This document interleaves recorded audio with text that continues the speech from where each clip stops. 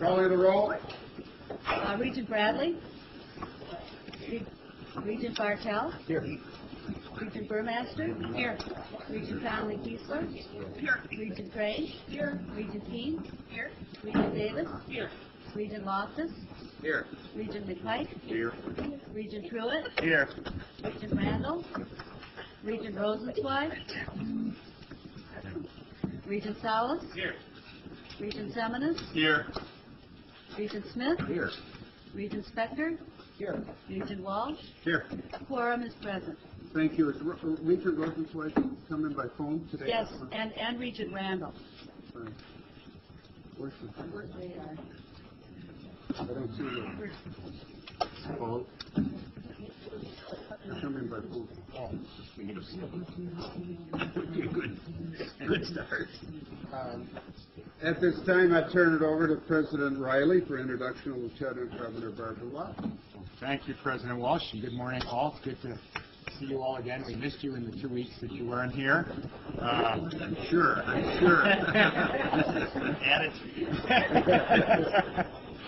Well, it's my great pleasure, and I really am delighted this morning to welcome the Lieutenant Governor of Wisconsin, Barbara Lawson, to this morning's Board of Regents meeting. For many in this room, I know Barbara needs no introduction. She is the first elected woman to serve as the Lieutenant Governor of Wisconsin, and she's made the most of the office since being elected to it in 2002. Her accomplishments are many, but let me just mention a few of them. She's worked tirelessly to help Wisconsin maintain ethical integrity in elections. She's been a very strong advocate for removing the stigma of mental illness and for opening access to health care and recovery for countless Wisconsin citizens. As the governor's appointed chair of the Wisconsin Arts Board, she's passionately demonstrated the central role that the arts and the cultural sectors play in revitalizing Wisconsin's communities and driving growth in a 21st century knowledge economy. And she spearheaded the economic development initiative that many of you know about, Wisconsin Women Equals Prosperity, to move forward an unprecedented public-private partnership that seeks to dismantle barriers in gender equity and guarantee full economic participation for women in all sectors of Wisconsin's evolving economy. Nor, I should add, is she a stranger to this place, to Van Nuys Hall. I am told that this is the first Board of Regents meeting that she has attended, but at one point in her life, before becoming a very busy public servant, she spent a lot of time on the 10th floor in Van Nuys Hall pursuing a master's degree in Spanish. She's ascended high since those days, and I don't mean just to the 18th floor of Van Nuys Hall. Why is she here today? Well, she is passionate about seeking out and supporting the innovative ways citizens can become engaged in democracy. If she is passionate about that, and she is, she's equally ardent in her support of higher education as the means by which citizens can advance, whether in the public, private, for-profit, or non-profit sectors. And she comes here today to speak to us about Wisconsin leadership in liberal education and America's promise. The title of her presentation refers to the Association of American Colleges and Universities LEAP campaign, which stands for Liberal Education and America's Promise. The Association of American Colleges and Universities, known as AAC&U, is the leading national organization concerned with the quality and vitality and public standing of undergraduate liberal arts education. In your Regents folders is a publication from AAC&U that describes the LEAP campaign. Now, some of you who are more seasoned Regents, we never say old, will remember hearing AAC&U President Carol Geary Schneider address this board in November 2004. Carol talked about, if you recall, how to break what she called the conspiracy of silence about the purpose and the value of liberal education in the new millennium.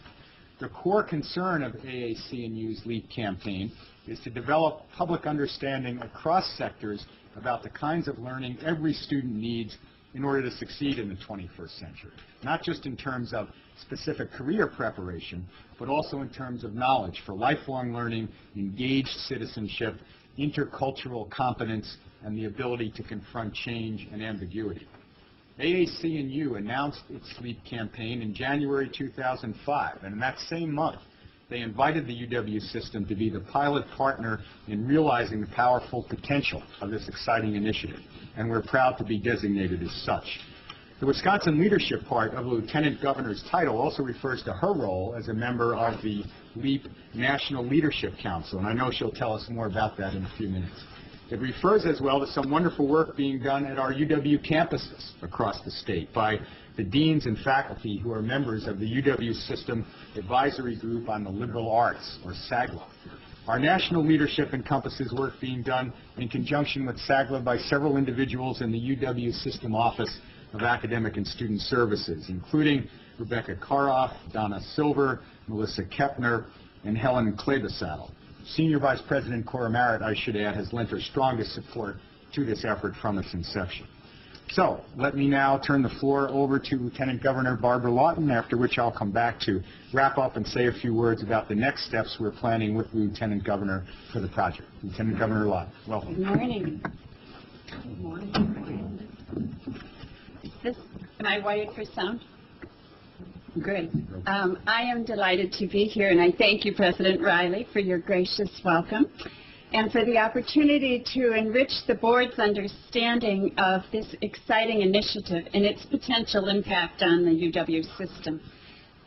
I have evidence with me. You, President Riley, set it all in motion when you accepted the invitation for Wisconsin to become the first official pilot state for liberal education and America's Promise, which I will refer to as LEAP. And then those SAGLA members emerged as the muses and the scribes who would imagine and author the first iterations of the project here. I was honored to leap in midstream when I was asked to join the AAC and Youth National Leadership Council, working with such deeply committed intellectual leaders nationally as Harvard's Derek Bach, and Rockefeller Foundation President Jim Orr, University of Michigan President Mary Sue Coleman, Raytheon's Keith Payton, and the founder of the philanthropic initiative, Peter Karoff, who is the father of Rebecca Karoff. Today, the vast majority of family supporting jobs require post-secondary training and education, and Wisconsin's children's aspirations for college are nearly universal. Low-income and minority students are likely, though, to fall into yawning achievement gaps or stumble over tuition costs or bump against parents' anachronistic attitudes toward college and confusing protocols that keep them from matriculating or convert them into attrition statistics. And that happens at no small expense to all of us. Undeveloped talent and a workforce crisis owing to Wisconsin's higher than average percentage of baby boomers, a smaller younger generation, declining birth rate, and disturbingly high net out-migration of bright college graduates adds up to an economic challenge that is, in some sense, laid at the feet of our university and technical college system. We have a profound responsibility to the public to find more ways to articulate the return on education to our nation's overall wealth, to assert the public value of a liberal education in an era of global competition so as to renew the state's commitment to higher education. And so LEAP is a brilliant intervention at this critical moment. LEAP forces our conversation about affordability and access and graduation rates and accountability to merge with an examination of the kinds of learning today's college graduates need. I laid out our vision for LEAP to a receptive audience at the Business Higher Education Forum at their winter meeting last year.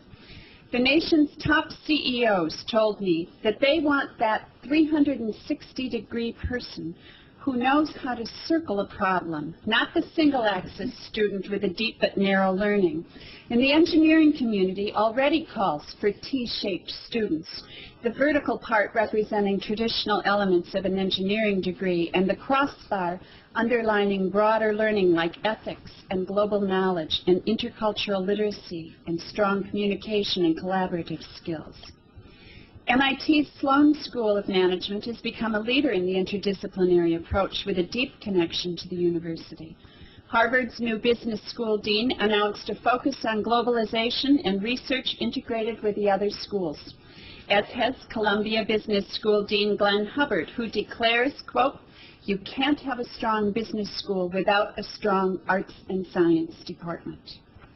So we need, then, a more precise definition of the essential outcomes of a liberal education for a student, a state, and a nation. Thus, LEAP. LEAP is an ambitious national campaign to champion the value of a liberal education for individual students and for a nation dependent on economic creativity and democratic vitality. When we speak of liberal education, we do not refer to a discrete set of disciplines as limited by the traditional definition of the liberal arts and sciences, but rather we speak of what today's college graduates need to know and be able to do to function successfully. Liberal education draws on the strengths of both the liberal arts and sciences and the professional fields.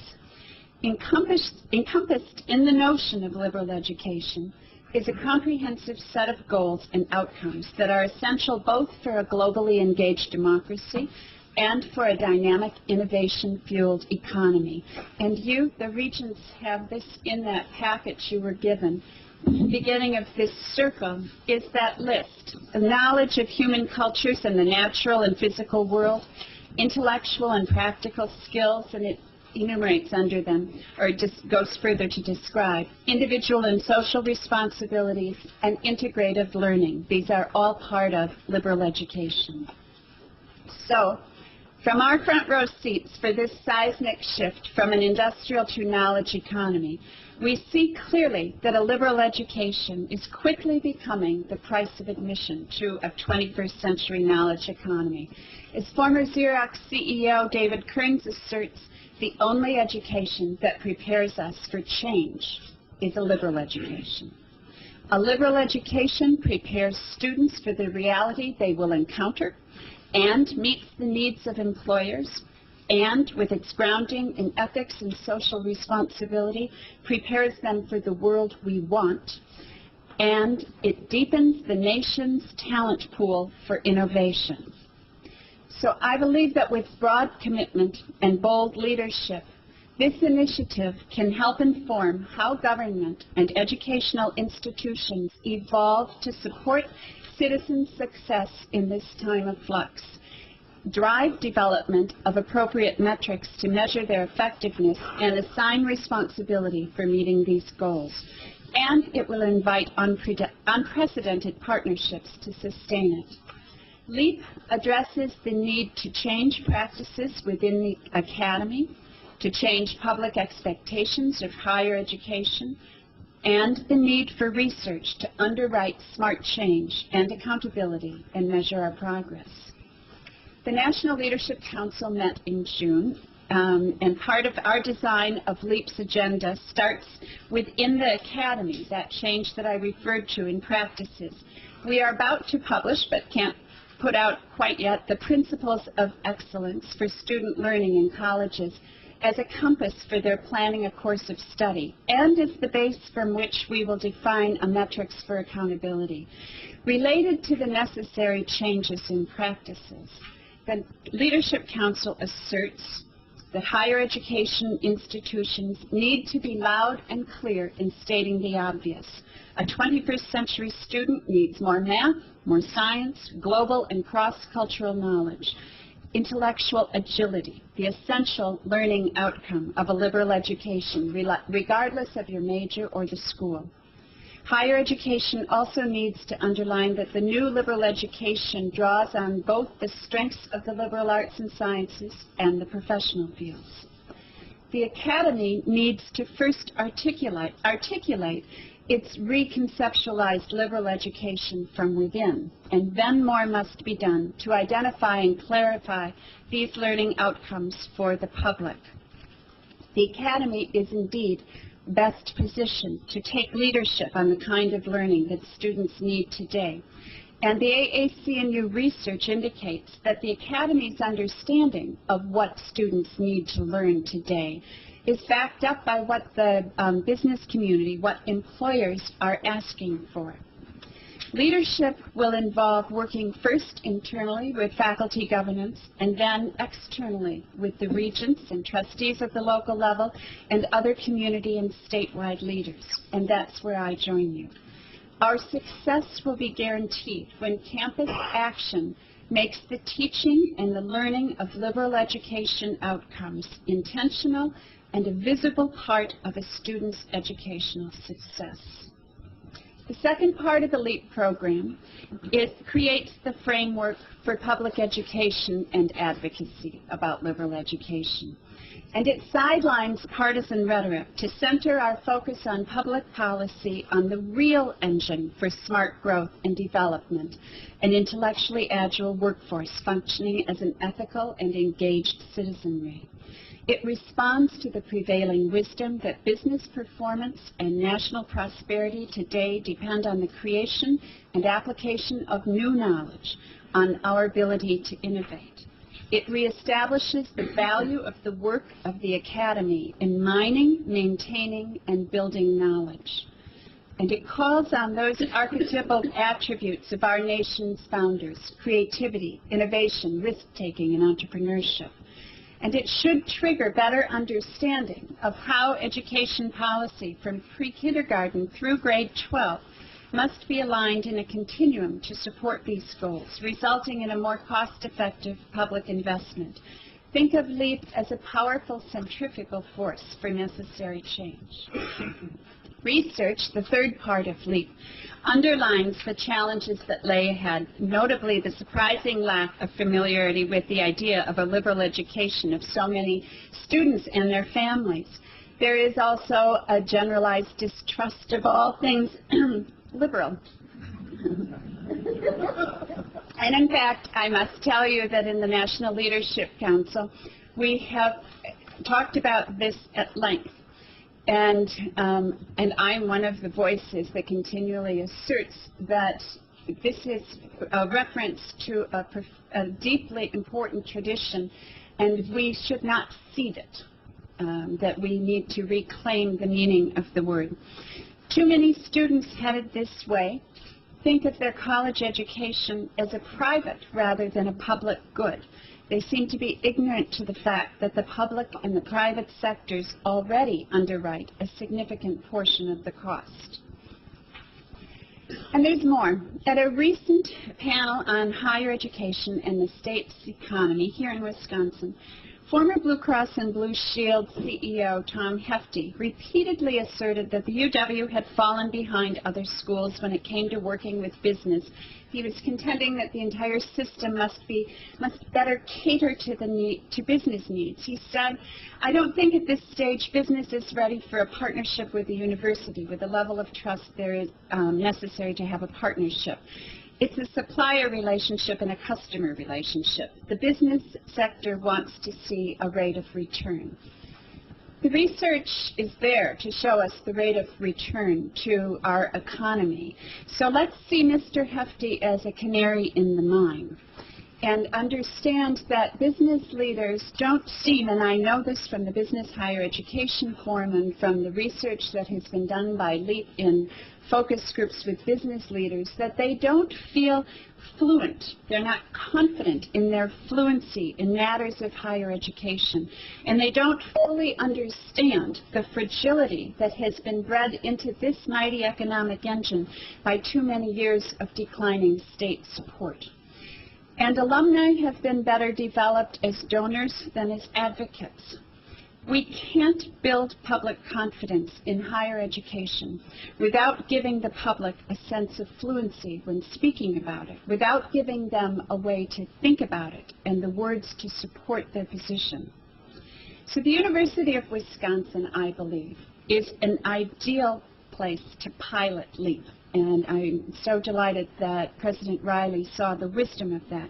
It's ideal for many reasons that play to our state's strengths and our weaknesses. Wisconsin boasts 20 liberal arts colleges and a network of 47 technical college and 26 UW campuses, an incredible constellation. of higher education, with recently improved articulation between the tech system and the university, a total of well over 500,000 students pursuing some level of post-secondary education. But we've done a rather miserable job of enrolling and graduating low-income and minority students. UW-Madison was recently named the nation's #1 research university, but the flagship campus is for a state that ranks 35th out of 50 in terms of the percentage of workers aged 25 and over in this state who carry a baccalaureate degree. We're a low-wage state, and we know we need to increase the number of citizens carrying a baccalaureate. And we've had our fair share of public relation gaps that contribute to confusion and misunderstanding. And so we have a way to turn this around. None of that is insurmountable in a state that built that magnificent infrastructure for higher education. We issue from citizens who valued education and made genuine sacrifices to ensure that children everywhere in this state lived within reach of a university campus. We hail from a state that claims the nation's first kindergarten, where the idea for Social Security was hatched and disability insurance premiered. We speak with nostalgic pride everywhere of the Wisconsin idea, talking about that notion where the university should serve as a laboratory of ideas to inform public policy and better government, and that the boundaries of the state of the university were the boundaries of the state. So I am confident that we can and we will recapture the public's imagination and recenter liberal education in our plans for Wisconsin's future. Much is already in motion with LEAP, and I think you were provided with a sheet that's titled Leap Forward Wisconsin, that is sort of an inventory of things that are already cooking in this state that connect immediately to LEAP. There are I would note that maybe did they get that list? Yep. Okay. Maybe missing from that list is the fact that UW-Oshkosh has already been recognized as a national model by both ACE and the AAC and U for their commitment to LEAP initiatives, and it's right on the front of their magazine for a couple months in a row. I would also say that when you think about things that are in motion that already connect to this, and we have seen physical examples. The Chancellor's letter from UWGB is headlined Liberal Education Priceless, even by conservative estimates. Or think about the undergraduate research that is the research programs that are interdisciplinary and are engaged education for students. Stuff that's happening at UW-Stout across this system. We have a lot going. LEAP gives us a powerful controlling metaphor to turn public discourse related to the university into a conversation about how our investment in education connects to our economic outlook. So what would success in Wisconsin look like? Institutions of higher education would collaborate with the state to define and collect the data necessary to drive effective advocacy with vivid and convincing narratives. The argument for a state and a nation's investment to make a liberal education broadly accessible and affordable will be data-driven and advanced in economic terms. And the metrics to gauge return on that investment will measure progress of both students and of the community and of the state, and will be checked annually to engage debate should we need to correct our course. That argument for investment in a liberal education will emphasize the importance of preserving the independence of our great universities if they are to both rise above and serve the competing interests of the private sector. And there will be a statewide echo of public testimony as to the value of a liberal education led by the business community, recorded by the media, and repeated in a wide variety of settings by unexpected voices. In the continuing vision of success, the media would provide ongoing coverage of the LEAP campaign as a project of civic journalism. And we will be strategic Instead of just lobbying legislative leaders, we will create for them a constituency for reinvestment in liberal education, a constituency characterized by a sense of joint ownership across sectors for the success of the program. And lawmakers would then respond by committing to maintaining a system of higher education that balances the twin demands of excellence and mass access, because it must be for all. LEAP will require and foster bold collaborative leadership with participation from the Academy, the State House, and the private sector. Many of you, I'm sure, read that the final Spellings Commission report on higher education was recently released, and it was signed by all but one member of the Commission, that member being the ACE President, David Ward, who refused to sign. The report has many important findings, and it has a call for standardized tests and increased federal monitoring of quality, with a primary focus on what they call a meaningful student learning outcomes. You can hear in that an echo of the call of LEAP to define what students need to know and be able to do. But where LEAP and the National Leadership Council have labored to provide that definition, the Spellings Commission does not even enter into the discussion, essentially leaving the definition of learning outcomes to testing agencies. We in Wisconsin are poised to answer the challenge to improved outcomes with high, clearly articulated standards and research that is already done and more that is in motion by LEAP. I am here to invite you to imagine a bold vision for Wisconsin's pilot program. Great pieces, as I noted, to this vision are already in place, but they are vulnerable when done in a piecemeal fashion. A clearly articulated vision for higher education in the state of Wisconsin will help campus-specific growth plans adhere as engaged partnerships across the state, speaking in unison in a new language accessible to all, lay the structural support for a growing system. We simply need concerted coordination of all of the moving parts and ongoing data collection to keep the argument strong and to make accountability credible. And when properly framed, we can make stunning stories of success, of exciting work that is already being done, islands of innovation already happening here in Wisconsin. We can make them visible again. The AAC&U provides us well-wrought tools to build a framework for Wisconsin's future.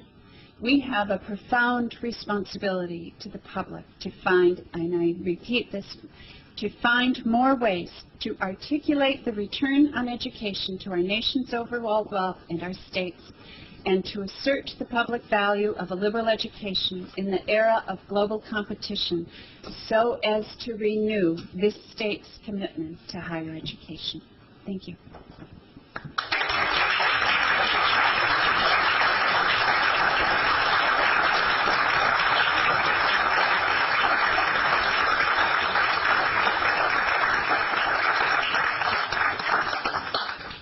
Anybody have any questions for the speaker?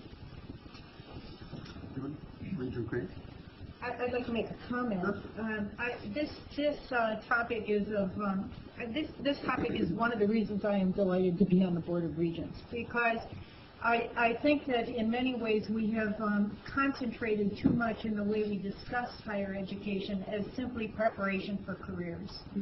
And I think we need to talk in different terms about the broad importance of education, and this is a very focused kind of way in which to do that. I don't want to cede liberal arts to private education. I think that is very, very important for our university system. And I think it's not only a matter of curriculum and what students take, but the very culture of a campus. And I just think that we need to talk about, a lot of this has to do with the way we speak. You know, thank you, Regent Crane. It was one of the things that, some of the research that has been already done by LEAP has to poll, I guess, and have focus groups with both students and business leaders in the state of Wisconsin. And when they polled students to find out what were their expectations of a liberal education, it was pretty disturbing to see how it came out and what they thought were the most important outcomes.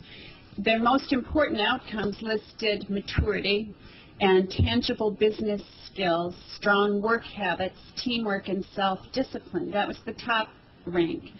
At the bottom were community involvement and civic engagement, competency in computer skills, expanded knowledge of cultures outside the U.S., expanded knowledge of American history and culture, and expanded understanding of science and its relation to other fields. That was dead last.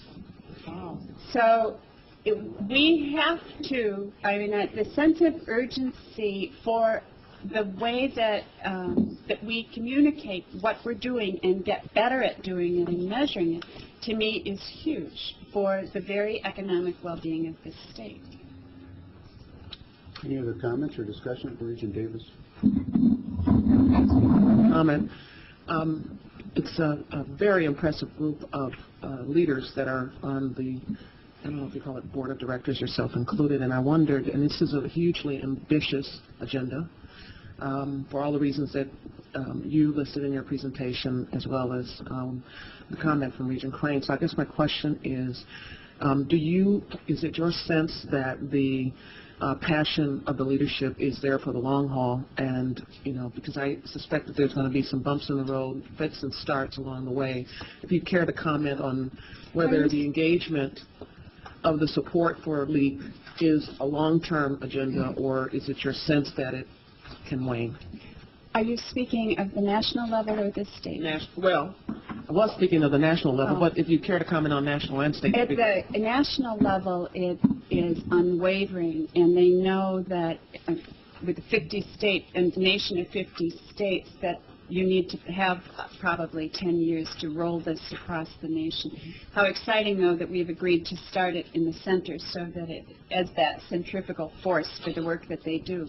But the commitment is profound, and they have, I've seen other projects of AAC&U, and they deliver. Thank you. Regent Spector. I just wondered if we could get a copy of your speech. Yes, sir. Any other questions or comments? Chancellor Will. Lieutenant Governor Lawson, I hope you take this as a compliment. So you sound more like a chancellor with a concurrent appointment.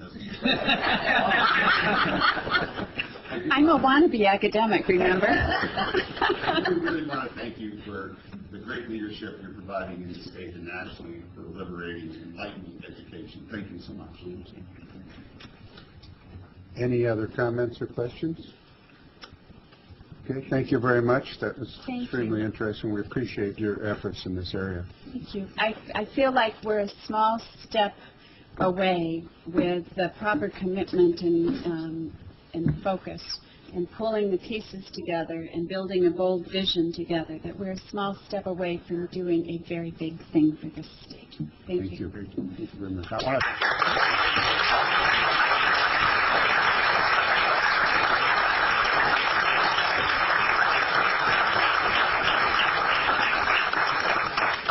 I want to thank the Lieutenant Governor for coming and spending the time with us this morning, and thank her for her energy and commitment to this very important project, which was very much on display this morning. I have been invited by the president of AAC&U to be a charter member of their President's Trust. They're pulling together a group of campus and system CEOs to work on this, a new group, and I've agreed to do that. I've also been invited to go down to their annual meeting in January to talk to their leadership, their board, a bit about what we're doing, and to talk to the Presidential Trust Group with Regent Bradley, who's agreed to come along, on trustee regent leadership in advocacy for the liberal arts and sciences. And Mark has, in the speeches that he's made as regent and vice president of this board, been very good in incorporating that message as he moves around the state. And finally, we've been invited, we're very excited about this, In a joint proposal we made with the Lieutenant Governor, we've been invited by the Johnson Foundation to host a conference on LEAP here in the state at the Wingspread Center in December, and we will be moving ahead rapidly now with the planning of that. So we have lots going on with this project, and we will continue to keep you apprised of it. Can I go to Wingspread with you? We'd love to have you. Love to have you. Thank you. Next, I would like to call on Senior Executive Vice President Don Mash to introduce John C. Burkhardt.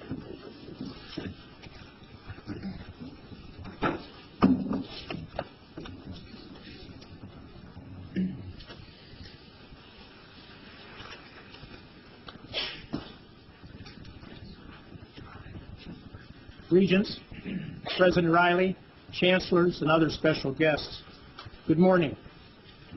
At the prior Regent meeting, President Riley talked about the 70 lost children and the silent crisis. Regent Walsh has been touring and speaking about the higher education challenge in Wisconsin with a heavy emphasis on access. We've been considering a budget request for a growth agenda for weeks, and today you'll have an opportunity to endorse that budget. At the last Regent meeting, during the discussion related to the budget, Regent Crane made a point that I thought was very important, and she asked us not to forget the link between GPR and tuition, because we were talking about tuition increases, lamenting them, and their effect on the critical aspect of access. This is a public policy question of the highest order. And when we think about policy initiatives, major initiatives, some have observed that it appears that as a country, we have lost our way. We haven't had anything like the Morrill Act of the late 1800s that set up a land-grant institution in every state for some time. We haven't had anything comparable to a GI Bill.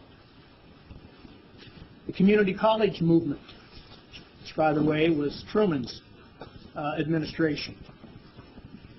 Response to Sputnik. And then in the mid-60s, the federal financial aid program, largely need-based. These were major public policy initiatives that made this country great. So the matter of higher levels of education clearly is a goal that must be pursued with persistence, major initiatives, and public policy decisions of the highest order. We're talking about economic development, we're talking about quality of life, and we're talking about the kind of engagement, public engagement, that makes our democracy work. On the matter of why these initiatives are so important, we get to the issue that Lieutenant Governor Lawson alluded to, and that was the matter of public good, private good. And without initiatives that look at this in a broad way, the public good, we understand the private good, but the public good, whether one ever steps on a college campus, those individuals in a society of highly educated people benefit. Today's speaker is John C. Burkhardt, Professor of Higher and Post-Secondary Education at the University of Michigan. He's also the Director of the National Forum on Higher Education for the Public Good, a national effort to make higher education more responsive to the needs of a changing society. He'll be talking more about his Kellogg Foundation-supported forums around the country in a bit. He also holds the title of Special Assistant to the Provost at the University of Michigan for University Engagement. John joined the Michigan faculty in September of 2000 after serving 8 years as a program director at the Kellogg Foundation. There, he coordinated leadership grant-making and projects in education and leadership development around the world. He was a fellow of the Institute for Educational Leadership and is a Kellogg Foundation National Leadership Fellow. He's held fellowships and visiting scholar positions at the University of California at Los Angeles and the Salzburg Seminar.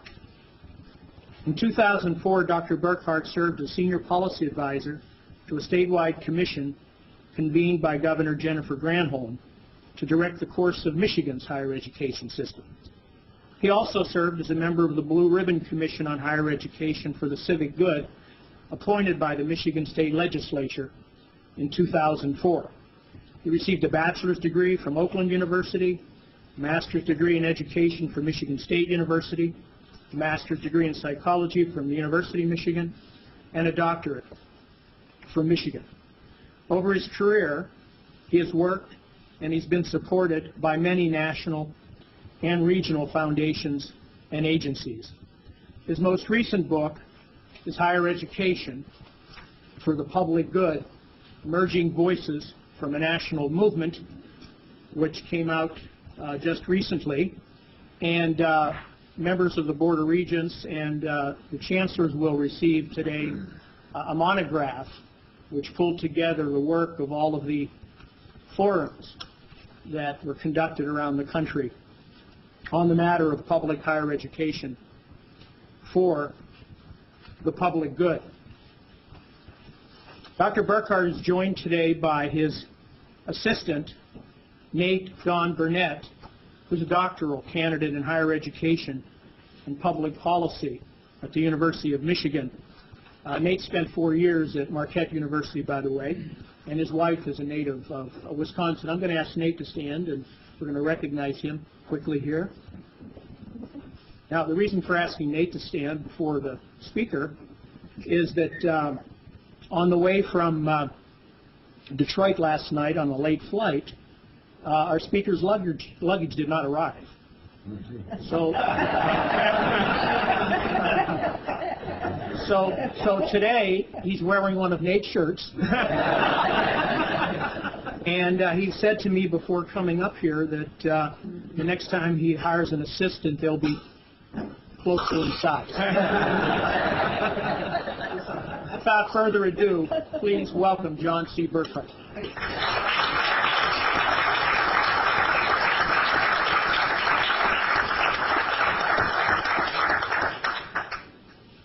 Thank you for that wonderful introduction. There's probably nothing more painful than sitting there and listening to all of that, but I appreciate your observations. I wanted you all to know that I do know how to come suitably attired for such a prestigious opportunity.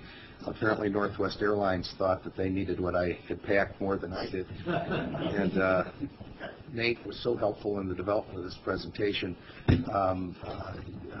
I want to set up front that he's a bigger man than I in many ways. Thank you. I was really taken with the remarks of the Lieutenant Governor this morning, and they're so important, and they were rendered so effectively. I want to talk about essentially 3 points that I hope I can leave with you today. That the benefits that are derived from your investments in higher education are crucial to your state's prosperity, broadly understood, and that those benefits are simultaneously and interrelatedly public, private, individual, and that they accrue to society at large, consistent with your vision and history in the Wisconsin idea. But the most important message I would like to convey is that if we are to sustain those benefits within a state like Wisconsin, and indeed across the country, we have to be far more deliberate in articulating the full range of these advantages, not only at the policy level, as we're talking today, not only to decision makers and leaders such as yourselves, but to communities, to families, to parents, perhaps even more importantly to grandparents, consistently and effectively and urgently.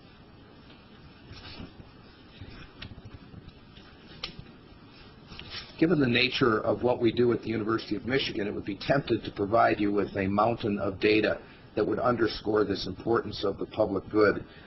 But given what we do, go around the country and into communities to talk about these issues, I wonder if you'll permit me to start with a story. This is not the only public engagement that my colleagues and I have this week. 4 of our students are at the Sioux in Michigan, Sault Ste. Marie, talking to a tribal community and to members of that community about their educational attainment. Yesterday, with luggage, I was in Washington, D.C., speaking with HBCUs and at Morgan State University. But earlier this week, on Monday evening, I drove across the state of Michigan with a graduate student reading the map to Coldwater.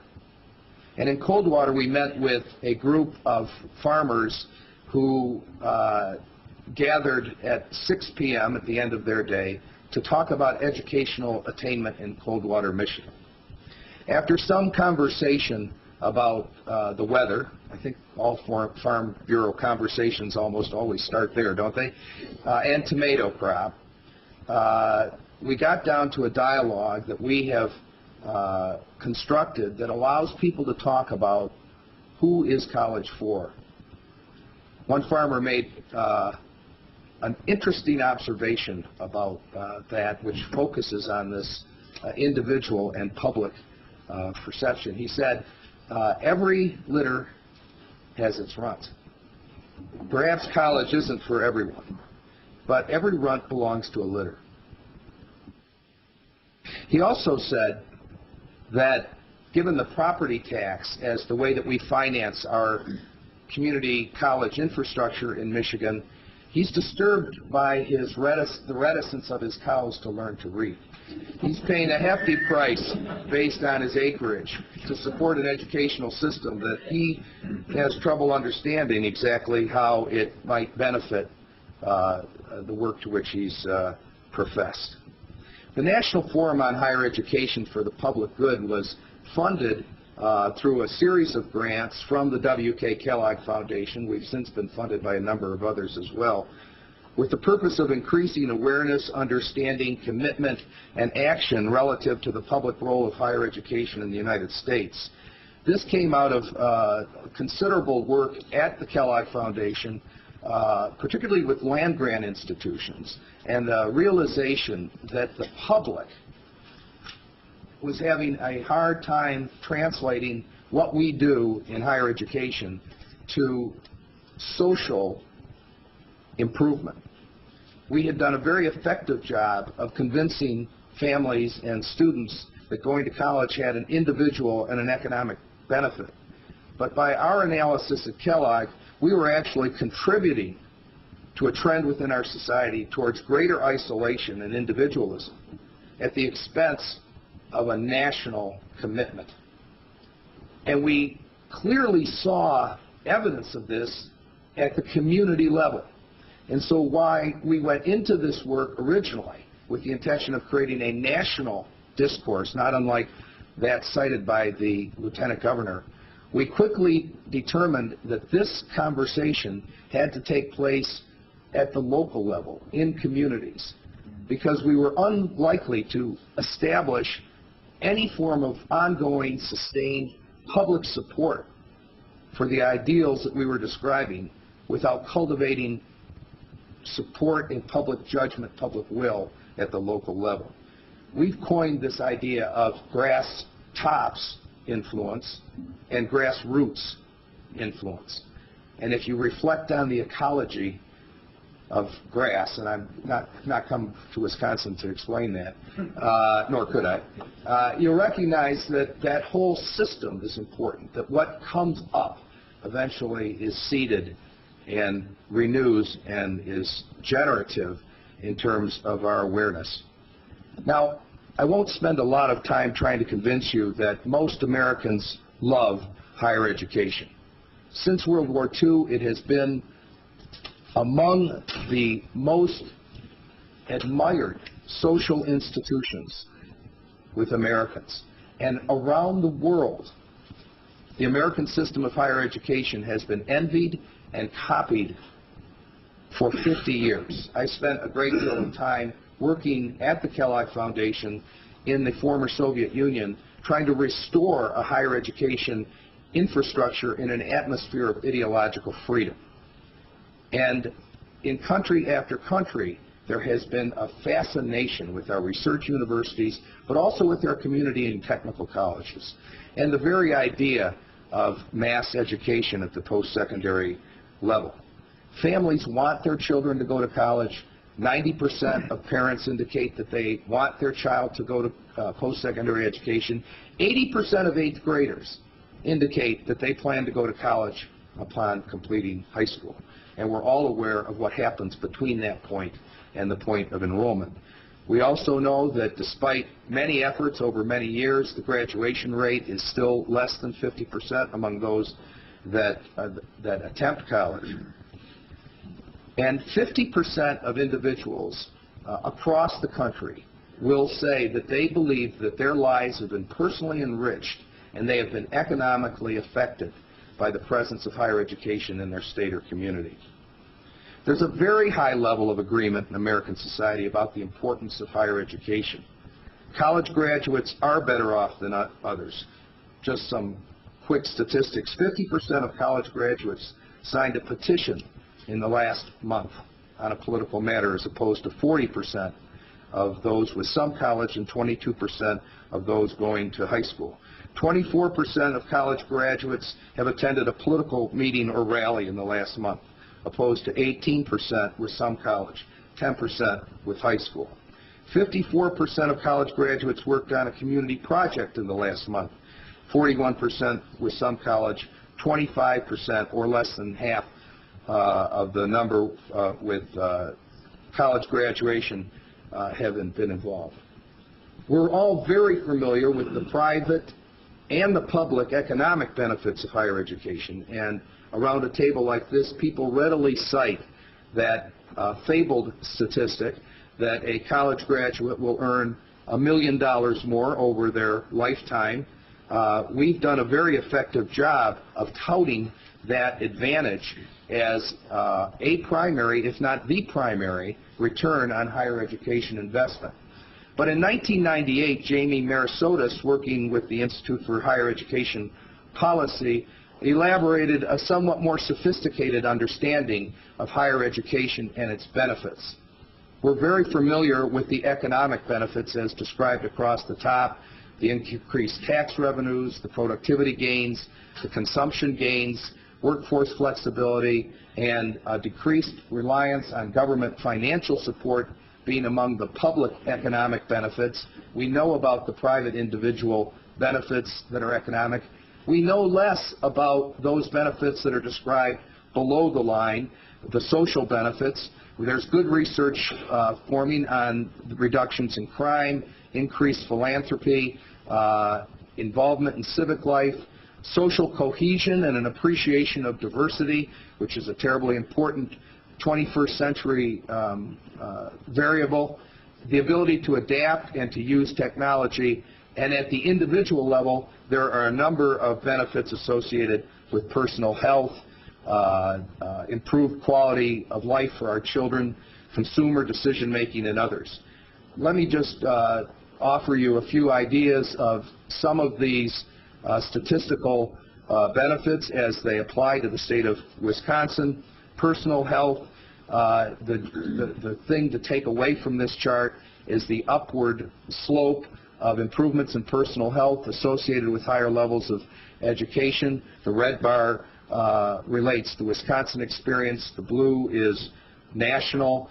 Similarly for volunteerism, where among the population 25% and older in the labor force, that the reports of volunteerism in the nation and in Wisconsin increase with levels of education, and voting behavior. the percent of the population who voted in the 2000 election. Now, Wisconsin residents seem to do pretty well in terms of voting across the board. You can see the differences at the less than high school level, but it's still consistent with the pattern nationally. More education, more likely to vote. There are a number of additional social benefits. As people grow in their education, they smoke less, they buy more books, they're less likely to find themselves on the wrong side of the law. Intercultural competence, that is the ability to deal with individuals who are different in their identities than our own, is terribly important. And in fact, this was the case we brought to the U.S. Supreme Court to defend our affirmative action policies at the University of Michigan, and we have very solid research on this benefit. Education is passed down from one generation to the next. And this last point is something that I want to stress and come back to. Educated residents result in more attractive communities in many ways. They become magnets for all forms of diversity. They attract entrepreneurs. They are associated with less crime. There's more support for the arts and culture, and over time, more tourism. So these benefits to state and community life that result from education are critically important. I'd like to step away from the data analysis and relate some of what threatens this public good argument in terms of recent directions in higher education across the board, and to say a little bit about what we put at risk with diminished public investment in our colleges and universities. Mildred Cho, who is a bioethicist at the University of Pennsylvania, has conducted a study of drug trials. And in cases where there is corporate support for a pharmaceutical investigation, there's a 98% likelihood of efficacy as reported in peer-reviewed journals, and a 78% likelihood of efficacy when those drug trials are independent. What do we do with that gap of nearly 20% in integrity? As a Kellogg program officer, I would frequently travel to needy campuses, unlike this one. And one morning I found myself with an experience that I describe as J. Oliva's $1 million eggs. We were in the Bultz Library, 7th floor, and they served us our breakfast, and he put his head down. As a former seminarian, I was not to be outdone, and I did the same. And I was determined not to lift my head until he did. It was very quiet, and then he said, "Do you like math problems?" It was unexpected, but I said yes. He said, "New York University is in the midst of a 3-year, $1 billion campaign. That means we have to raise $334 million every year.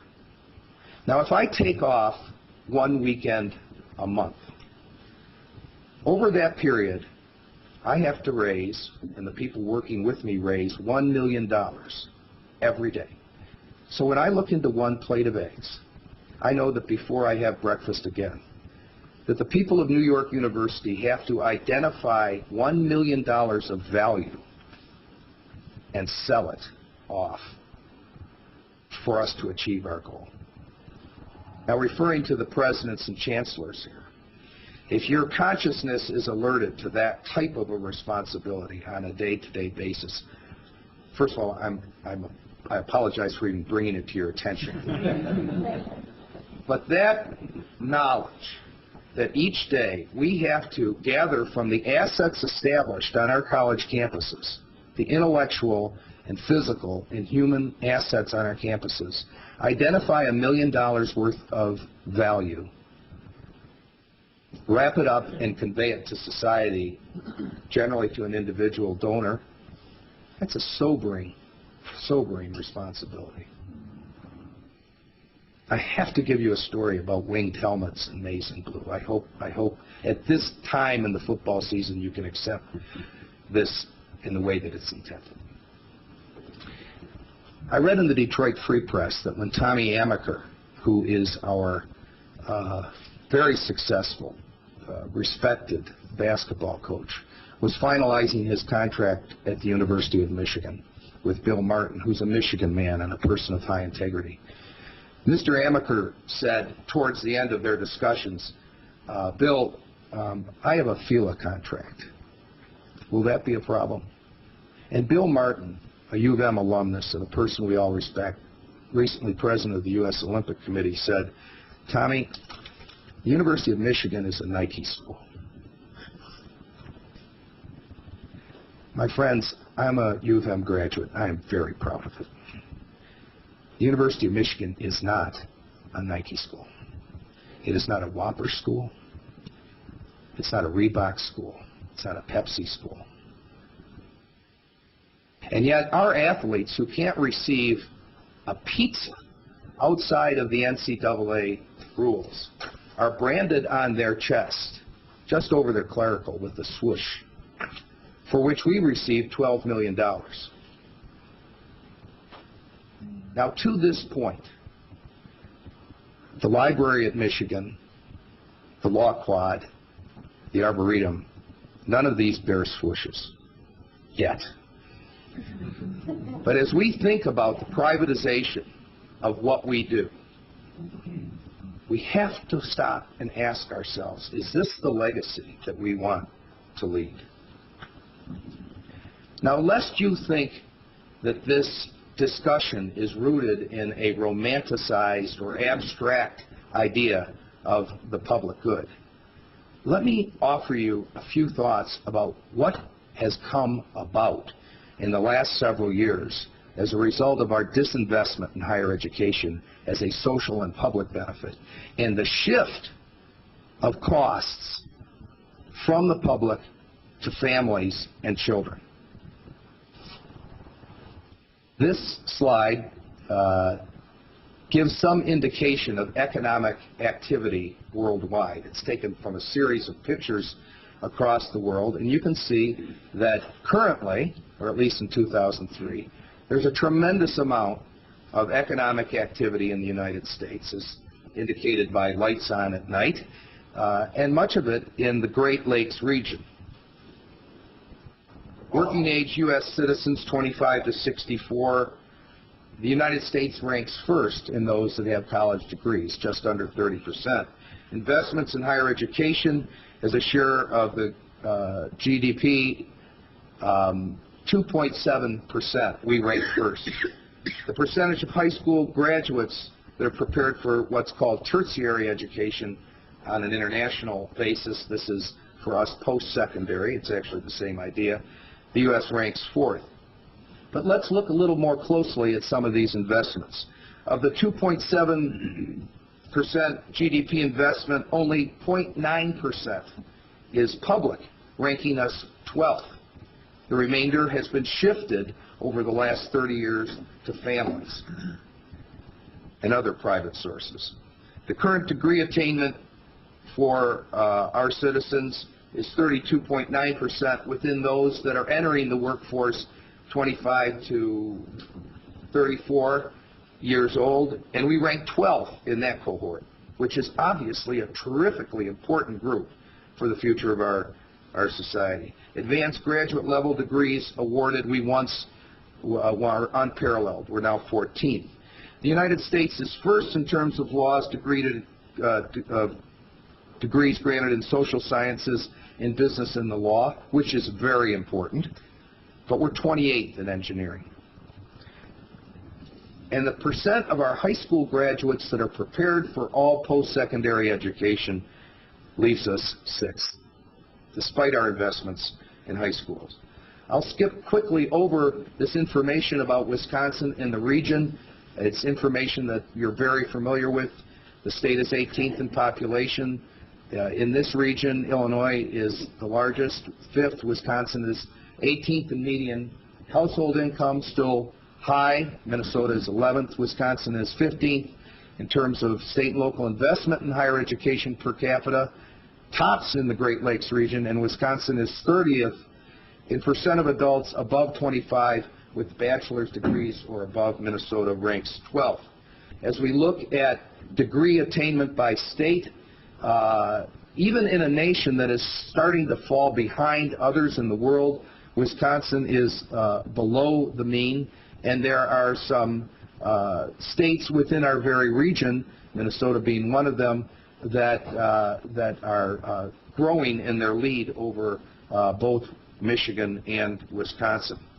We want to look at Wisconsin educational attainment a little bit more closely, because while the state can be characterized versus other states, what really matters is what's going on within the state at the regional level and at the community level.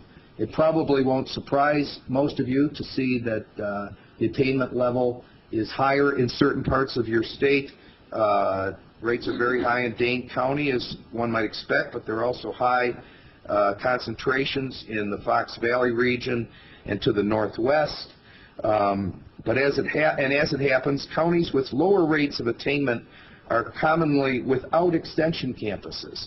This is a state map that shows the relationship between the location of your campuses and the educational attainment level. We want to make a terribly important point as we move forward from this analysis into taking action to change what's going on within Wisconsin and elsewhere across the country. Community matters. These are comparisons of Milwaukee County and Winnebago County. Obviously, there's less detail in the second chart because this is related to the census tract. So concentrations of population create demarcations. You can see that even in Milwaukee County, the concentration of attainment differs from area to area based on all sorts of factors. In our analysis of Michigan, which is a bit more nuanced, and we've gone almost to a neighborhood level, you can see the impact of the presence of various schools. You can occasionally find the impact of a talented and charismatic minister that's had a difference in a community by virtue of long tenure in a pulpit. So this notion of educational attainment, while we tend to make relatively gross comparisons at the policy level, what really matters is what's happening in families and in schools, districts, and communities. There's a index that's been created to measure competitiveness at the global, regional, and local level. At the national level, which is the black bar, the index, of course this is a standardized rate, places the nation at 60% of full efficiency. Massachusetts is at 90%. Wisconsin is at 52%. Now this is an index that shows a composite of educational attainment, but also levels of investment necessary to move knowledge into productivity, and an employment analysis by sectors. And so you'll see reflected in this some of the traditional economy of Wisconsin as it's projected forward beyond this point. I'd like to talk a little bit about what is being done to address this concern, but I want to ground this conversation in a history that we all share about higher education as a private and individual benefit versus higher education as a public good. You know, about 25 years ago, in response to a projected downturn in enrollment based on demographics, groups such as us, people around tables like this, began to sell higher education as a private economic investment. We told people that if you send your children to college, they're going to earn more money over the course of their lifetime. And we've been extraordinarily effective, particularly in state capitals, convincing legislators that higher education is and should be financed as a private and individual benefit.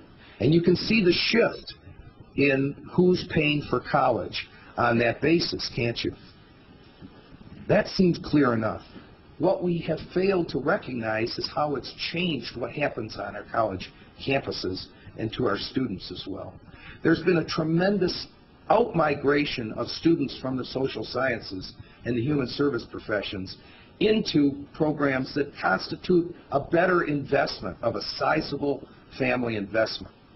So we have swollen enrollments in some fields, such as business and law and the professions. And it's very difficult to sustain programs in areas such as language or the humanities.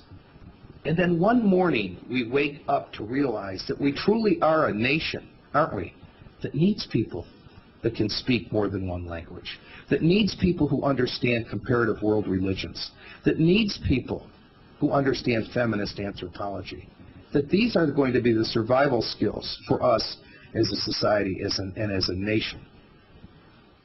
And the problem is at this crux of understanding individual motivation and economics versus social and community good. How do you tell a young person who's invested a great deal of money and taken out loans that they should be the one that would prepare themselves for a career or a profession that would have those features, the ability to move back and forth between cultures, when our predominating culture suggests that that's a foolish choice? Our students increasingly hold jobs. Many of them hold mortgages. Virtually all of them hold cell phones. And the thing that is really frustrating to an individual who's professed the importance of education in their life is that after these several decades of concentrating enrollments in key areas, we have so many lawyers, and yet we still are a nation seeking justice. We have professionalized the field of accountancy. We took it from a trade school activity to something that is a part of most of our college campuses. And then we were astounded when accountancy failed us in highly visible meltdowns of ethics and accounting practice over the last several years.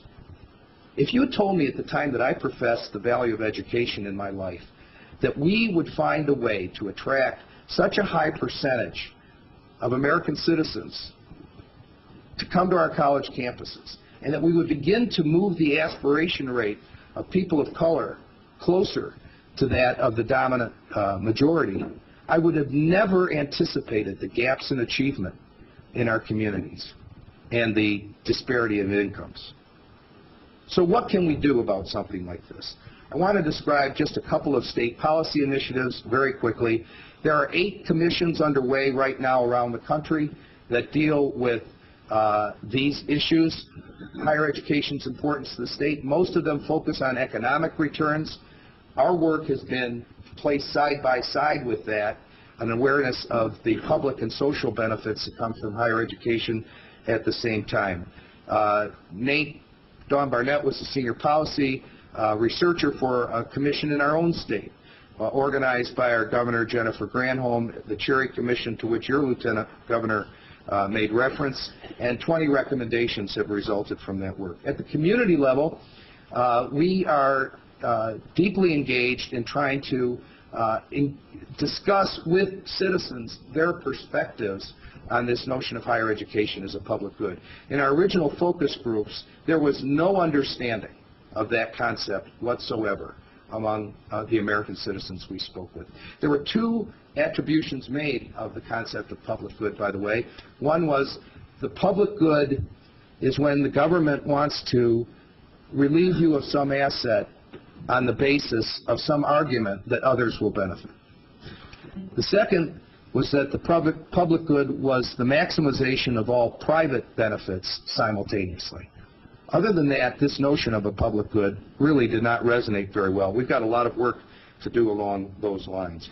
We're working across Michigan in communities with funding from the Kettering Foundation and the Lumina Foundation to listen as people talk about their understanding of the public good. And it's a very transforming dialogue, because you get grandparents talking about their aspirations for their children. And let me tell you, it's not all economic. We created that as the reason to go to college, but that is not really why grandparents want their children to go to college. They don't want them to be in need, but they very much want them to live satisfied, fulfilling lives. And let me also say, many grandparents are very concerned about children who go to college and then have to leave the state in order to find work. They really anticipate the returns of college as building stronger communities as well as a greater state. There are a number of national efforts that have been organized to try and deal with this notion of a public good. Yesterday, I spoke on the impact of this discussion on African American males. We have been successful in bringing more African American males to college campuses. The same is true with Native Americans. What we're finding is retention is sorely affected by the implication that higher education is supposed to result in economic returns. It's not sufficiently motivating for many of our people, and it probably would not have been as motivating for us. It's really using a manipulated scarcity argument, and it's very difficult to sustain long-term deferred gratification on that basis. We began discussions around the country in 2002, which resulted in the summary in our book. And I'd like to show you a very quick film clip that has been provided by the American Council on Education. You're going to begin to see, perhaps you already have seen some of this if you've been watching the NCAA basketball tournament. You're going to begin to see more attempts to bring this to public consciousness. Tried to break into my house. Sorry, man. How about they can use the car? What? Yeah, you want to have a lovely thing or a box? Look. No. You want to get the right home? How about you get two? Less support for higher education means fewer trained police. 83% of first responders are trained in community colleges. Are you living or can't you run?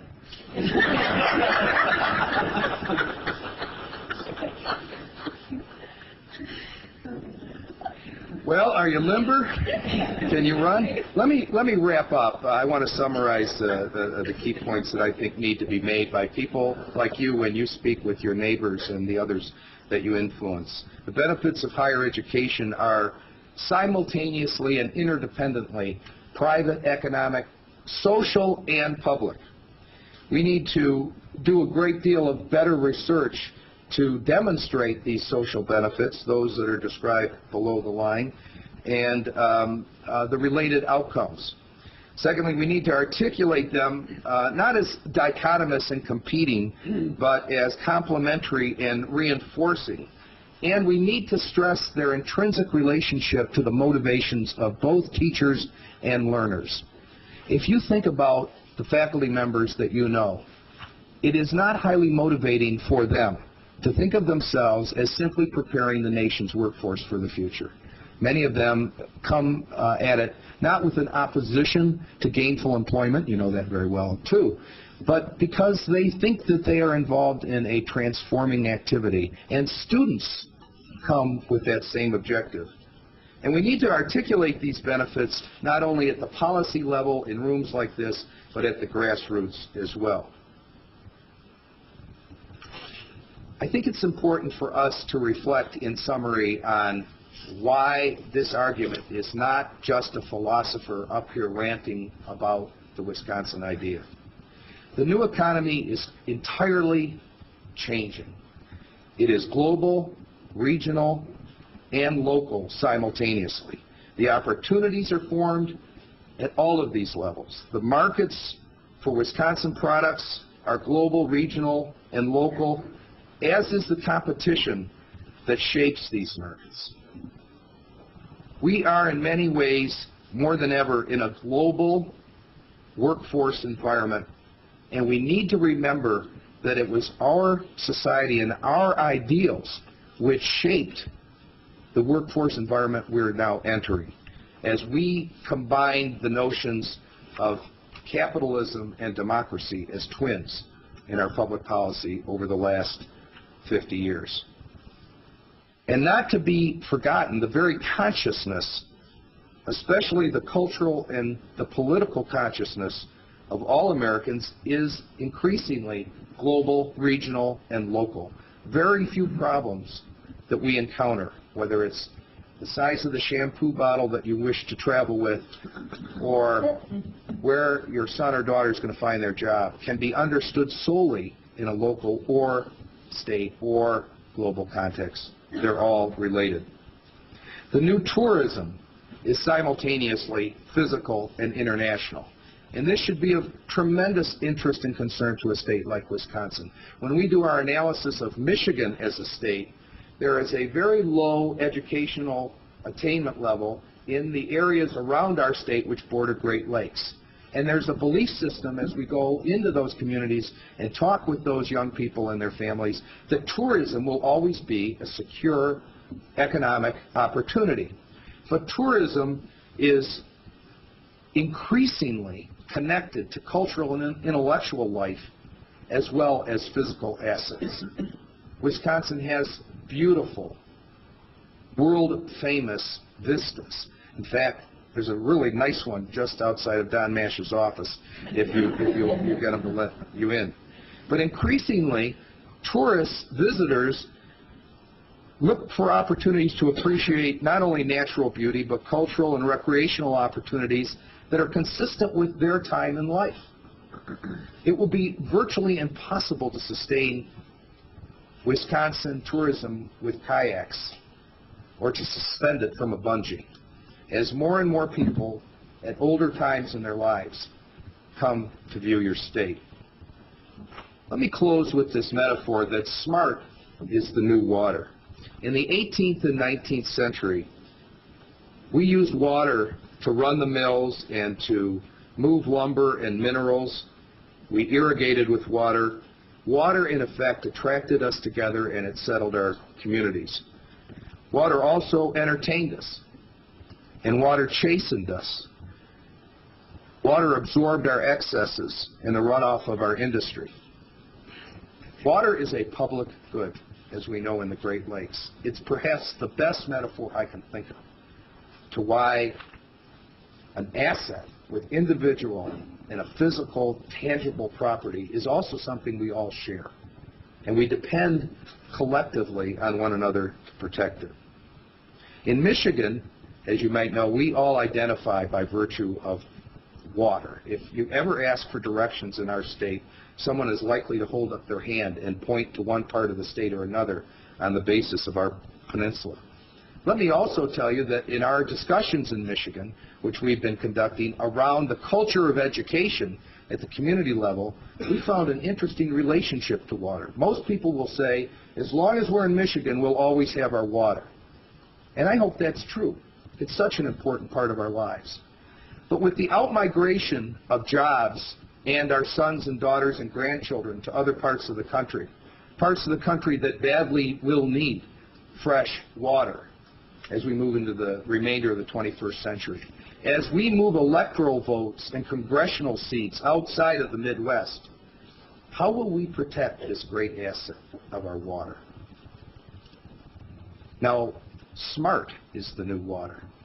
Smart is what's bringing people together. Smart is what is attracting entrepreneurs, creative people, people who are willing to entertain diversity in their lives. Smart is what brings people to seek a community that has a great symphony or an opera. Smart is what brings people to adopt a neighborhood with great schools. Smart will be to the 21st century what water has been to the 18th, 19th, and 20th centuries.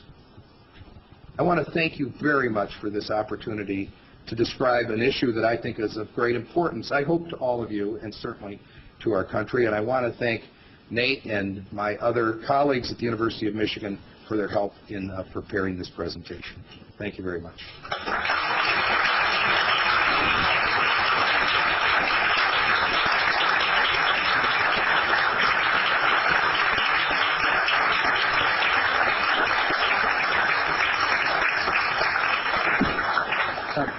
Thank you very much. Does anybody have any discussion or comments or questions?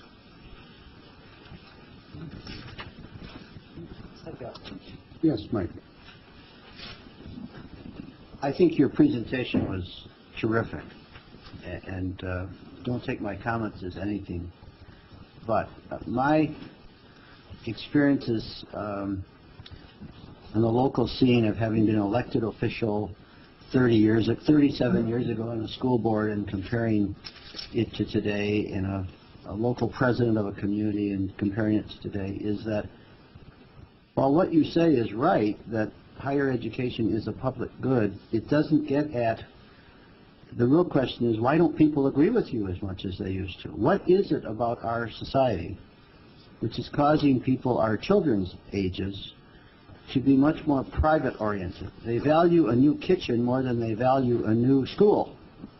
They insist on fees to go to the public beaches, so only those who use the beaches pay for them. Not an unreasonable position, but not a sense of the public good when you live on Lake Michigan. What is it about our society? And if we knew that, and if you discussed that more, or had survey results about that, it would help local leaders, I think, local opinion leaders, local political leaders, people like us, make better decisions about how to spend limited resources to have a different opinion. I think that's a wonderful question and a great challenge. First of all, to ask any academic, why don't more people agree with you, is a very dangerous place to start, because my honest answer is, I don't know. I don't know why more people don't agree with me. But this notion of a public good, I don't think I'm saying anything that many of us don't feel. It really has diminished in American society for a lot of reasons. Some associated with materialism and consumerism. Some of it is associated with the very way that we approach young people as they begin to develop their identities. What we convey to them as important has a lot to do with this. I think that higher education has contributed to this significantly. My story of the chancellor who's out trying to generate resources, or the athlete that's confounded by the fact that he is being asked to perform in front of 111,000 people on Saturdays, and he can't find bus ride home, but he's carrying a commercial crisis. I think there's tremendous inconsistencies in higher education's traditional value system and the way it's being enacted in what we do. But would you be willing to allow me to give a slightly more extended answer to that question, if everyone else will? Because there is an answer. It's Go ahead. This is the, you could tell I wasn't stopping for permission, was I?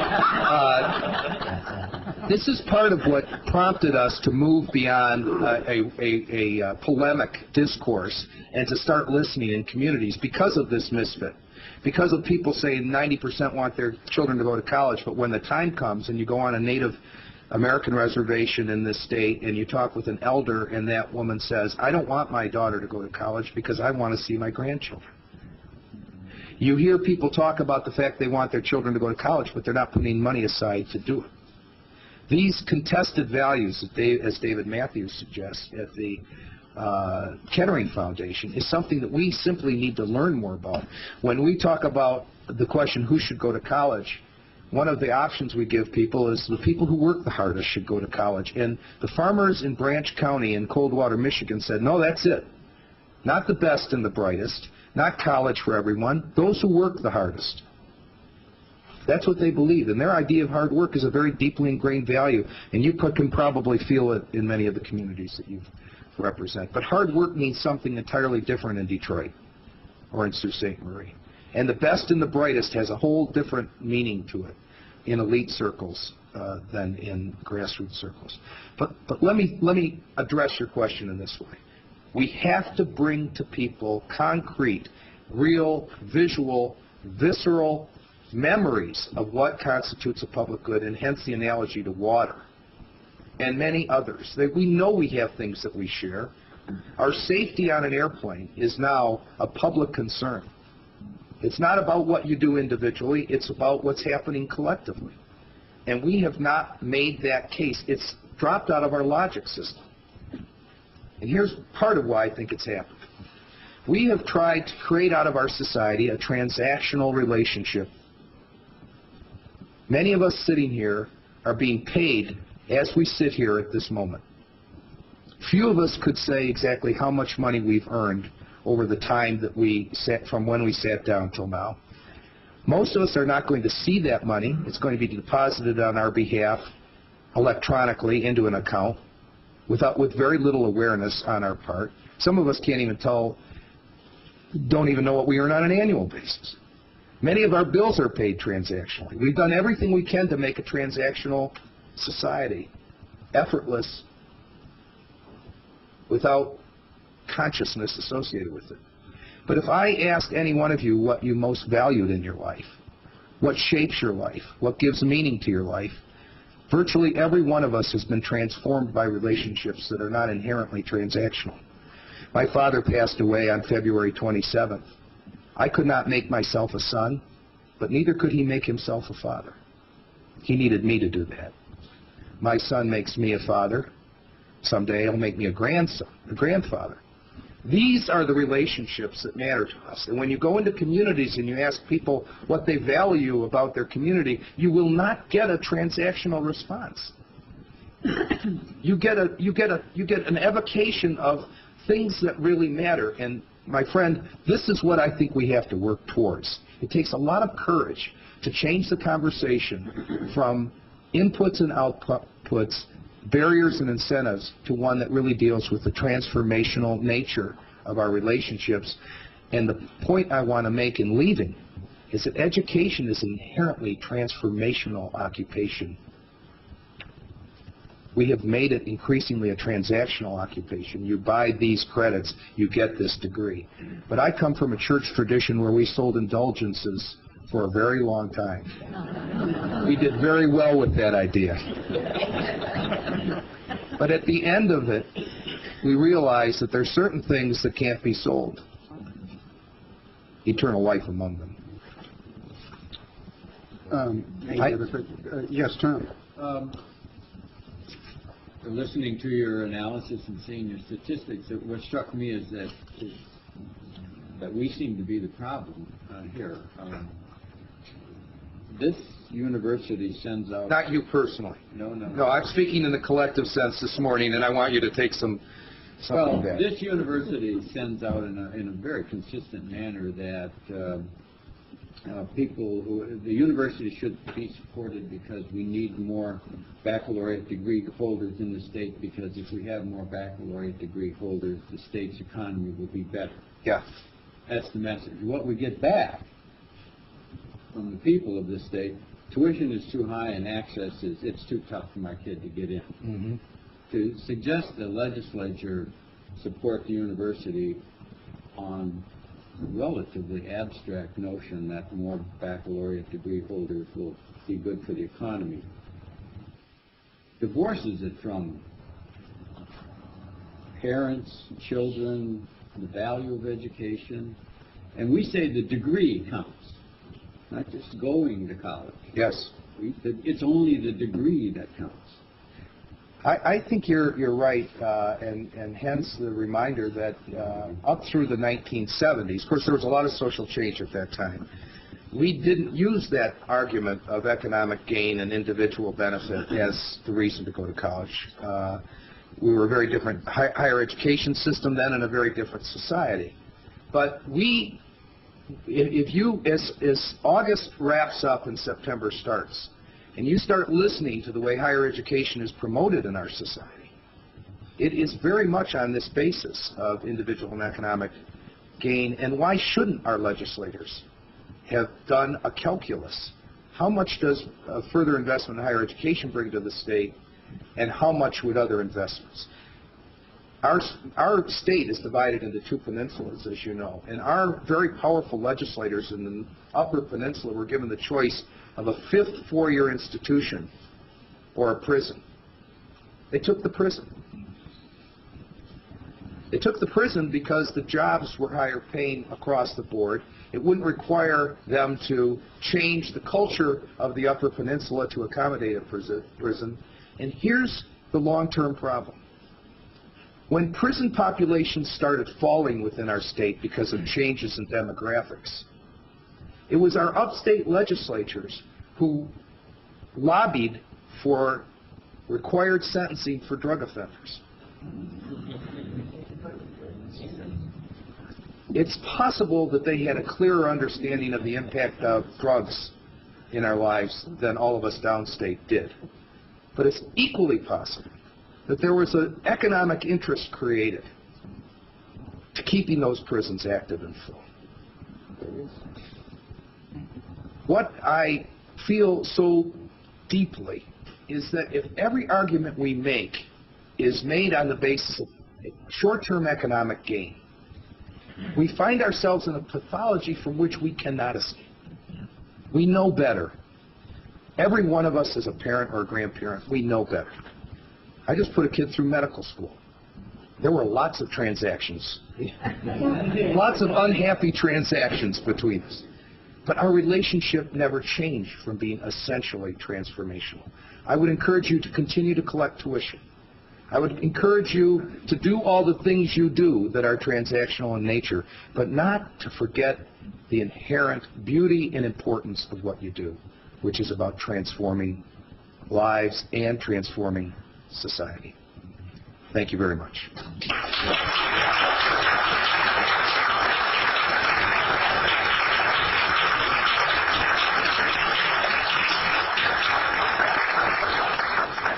I'm sorry. I have a question. I was in the seminary, so I'm used to wrapping up my homilies. I understand. When I run out of water, I'm off. I'm done. Well, Wine is the new water. That's right. I'm from a family that sold indulgences and a son at Notre Dame, so I understand a little of this. But Regent Loftus was the Speaker of the House here, the Assembly, and he speaks from a little legislative background. I listened to him. He's very experienced in this area. And what he really asked you was a question that, you know, this is an abstract that you're trying to use to sell. Now, I'm going around the state and talking about trying to persuade the decision makers to reinvest in the university. And it clearly, to me, is much more complex than we need more baccalaureate degrees. Sure, I agree with Regent Loftus. The problem I see is that the legislators have had difficult decisions. We did need to build prisons. We have a K-12 issue of investment, and we have a Medicaid problem that we didn't have when this state was willing to invest lots of money, a higher percentage of its budget in higher education. And then I hear you talk about University of Michigan and the Nike, and you know, with all due respect, the business school there is a Kellogg School of Business, and one of the naivenesses that I'm beginning to see about higher education is understanding the money. And I'd feel a lot better if that $12 million didn't go to your football team, but went to financial aid, which we know it didn't, because we have the same issue here, but I don't want to start about that. But my question for you is we really need, if we're going to promote higher education, we've got to understand the other side of it, the other demands on the legislative decision makers for K-12 and for Medicaid. And we've got to get away from this kind of attitude, we're right and you must give us the money. And to that end, I ask you really, what is wrong with Nike providing $12 million? And you accept the money from Kellogg. I mean, you do it in all your schools. You name buildings. Are we really that naive that we can't look for that kind of money, or am I just missing it? I think that I'd rather not speak to the Nike question directly. Yeah. Not for the reasons you might suspect. I just don't want us to be less competitive with Wisconsin than. Well, we were told you only got $3 million, so we'll get to that later. Actually, we're debating in Ann Arbor right now whether to add luxury boxes to our stadium. And Ann Arbor has an ethos not unlike Madison, that the notion of luxury is something we all enjoy, but think that somehow that we should be more democratic in the way that we enjoy our football. I want to make one thing clear. look, this is not a choice between being economically, making an economic contribution or making a contribution to individual lives or making a social and public contribution. I noted in the last cadence of the Lieutenant Governor's remarks today that she used the word "and" repeatedly. This is an "and" thing. This is not an "either" thing. We need to be economically viable. We need our communities to be prosperous. We need them to be places of opportunity.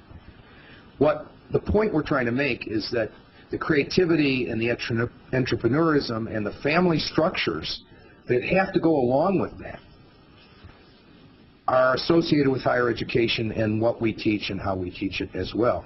Now, to your point about legislative work, this could appear to be a very naive point of view, but we have brought together legislators and presidents repeatedly over the course of the last 5 years. In fact, on the East Coast, we brought together 30 legislators and 30 college presidents for a 2-day discussion about the public good.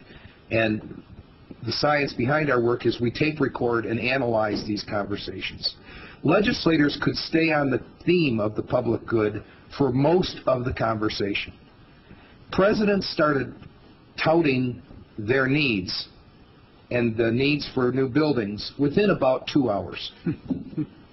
So I do think that it is about restoring to our presidents, I'm not trying to blame them for the problem, but to restoring to them the responsibility and the opportunity to talk about higher education in ways that go beyond the obvious.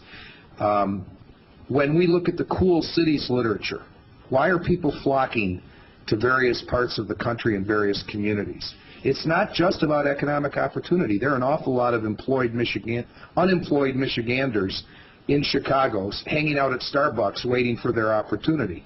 The New York Times yesterday had a story about the growth of bachelor's degrees in New York City. They added in the last 5 years in New York City 245,000 additional individuals with bachelor's degrees, which, by the way, is the approximate number of people with bachelor's degrees in the city of San Francisco. This is as much a community development issue as it is a state development issue. We're talking with communities around Michigan where people profess an importance for higher education in Jackson, Michigan. They haven't passed a millage to support their community college since 1964. They don't want higher standards for high school students because they'll get in the way of athletics. They want their children to go to college, but they're willing to let them close the pizzeria at 2 o'clock in the morning. There's a lot of inconsistencies in this statement. I think that if I could in any way respond effectively to the conversation that you've suggested, we need to have a conversation in our communities about the role that education plays before the demographic shifts to place all the political control in my generation. Because once it gets to the point where I'm not educating my children, it's going to be very difficult to make these arguments successfully. Thank you. Thank you very much. Very appreciated. Good job. I'll turn the chair over to President Raleigh on the budget matter. Thank you, President Lawson. Thank you, John. Really appreciated your remarks. Couple thoughts by way of introduction of our discussion of the operating budget proposal, playing off what we just heard from the Lieutenant Governor and Professor Burkhardt. I'll remind people that the vision that we've been talking about for the University of Wisconsin for the last 2 years is that it should be the state's premier developer of advanced human potential, of the jobs that employ that potential, and of the communities that sustain it. Jobs is in there, but advancing human potential and advancing community is as well. And we can't forget those very important surrounding poles to the jobs piece of it. And having been Vice Chancellor and then Chancellor of Extension for 8 years before I came into this job, I spent a lot of time talking with farmers and people out in some of our rural areas and in the inner city who didn't have any direct connection with the University of Wisconsin. They didn't have a son or daughter who was on one of our campuses. They didn't have any graduates in their families in some instances. The arguments, when I'd make the argument for the university that I found hit home most often in those conversations, was the argument that John put his finger on, that unless we can use the university to its fullest extent, your kids and my kids, your grandkids and my grandkids won't be in the state of Wisconsin. They'll be somewhere else where the communities are more attractive and the jobs are higher paying and the quality of life, water, sports, coffee houses, and the rest of it seems more attractive. So I think what we've heard both from the Lieutenant Governor and Professor Burkhardt today is something we really ought to take to heart. We ought to build on that kind of base that we've been trying to establish for the way we talk about higher ed in this state. And going forward, I think we can do that. And perhaps we'll get some help from John. Maybe one of those dialogues between the presidents and the legislature, the chancellors in our case in the legislature, and I might be a useful thing to do here around the issue of the public good. I think both the Lieutenant Governor and Professor Burkhardt have set a stage for us today. They talked about the importance of what you will be considering today to individual lives, to the economic vitality of the state of Wisconsin, and to the fabric of our social and civic lives together. It is that important. I think what they had to say really confirms the wisdom of the growth agenda that we've laid out, because that agenda really is, as Regent Pruitt said at the last meeting, a growth, affordability, and access agenda. Since last February, we spent a good deal of time together talking about the why of the growth agenda. Today, I want to just summarize the why, the how, and the what of what we're asking you to do regarding the growth agenda.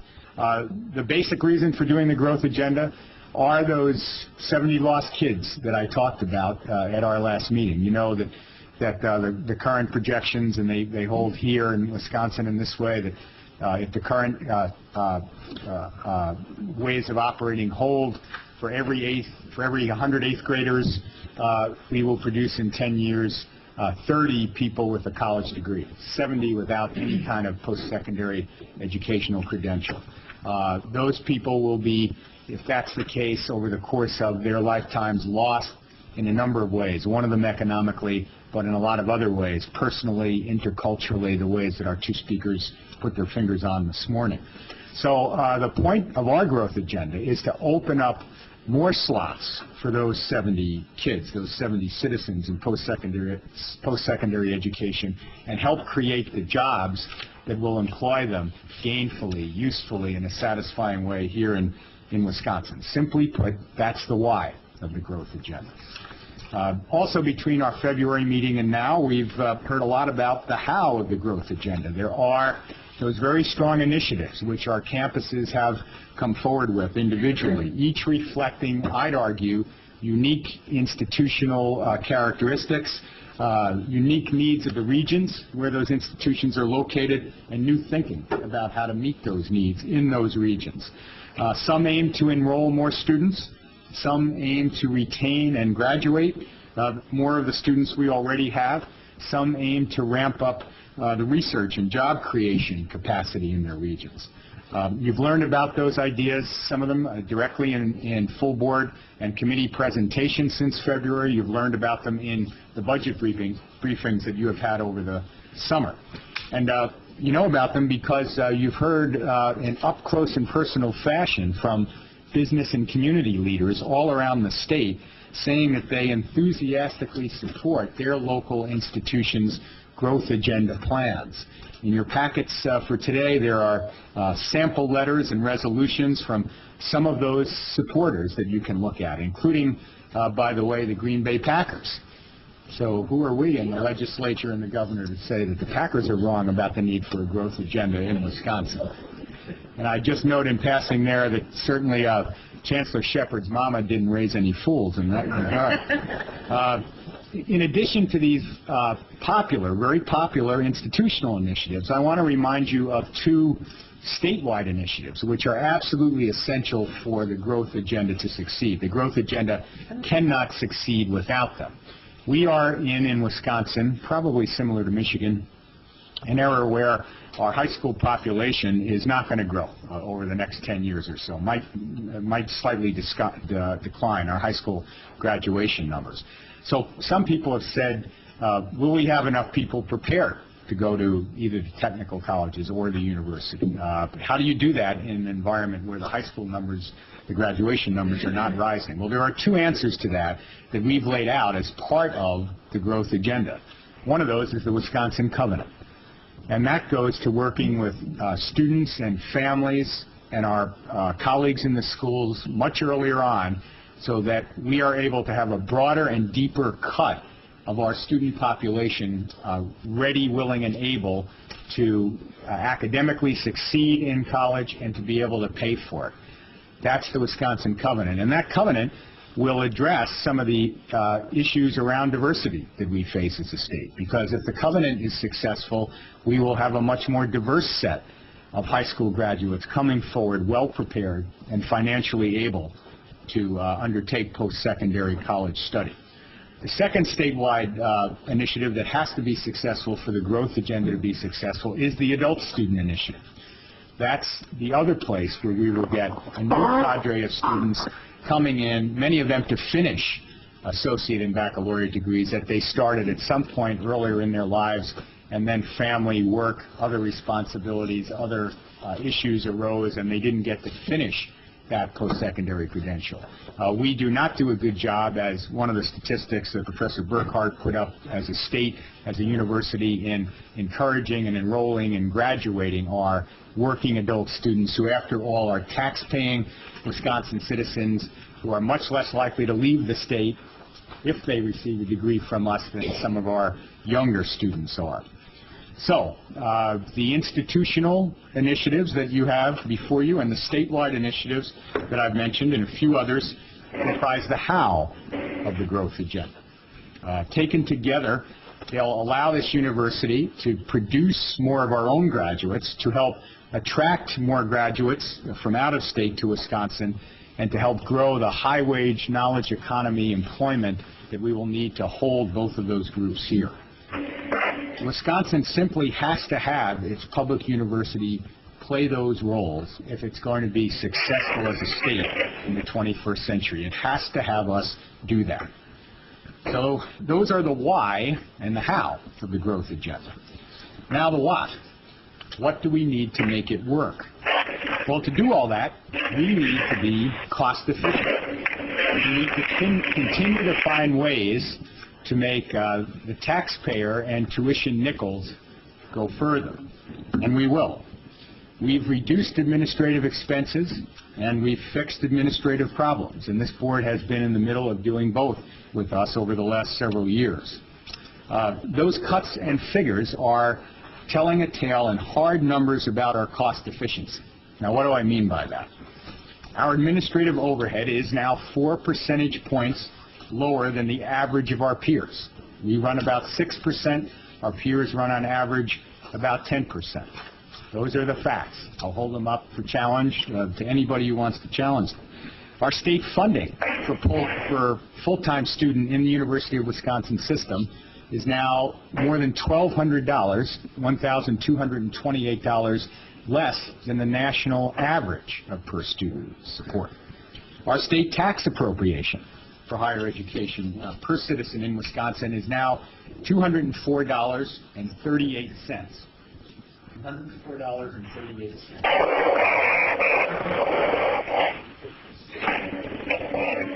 What I will assert is that by any empirical comparison, any objective, number-based comparison, not political rhetoric, the University of Wisconsin today is a clean, mean university machine.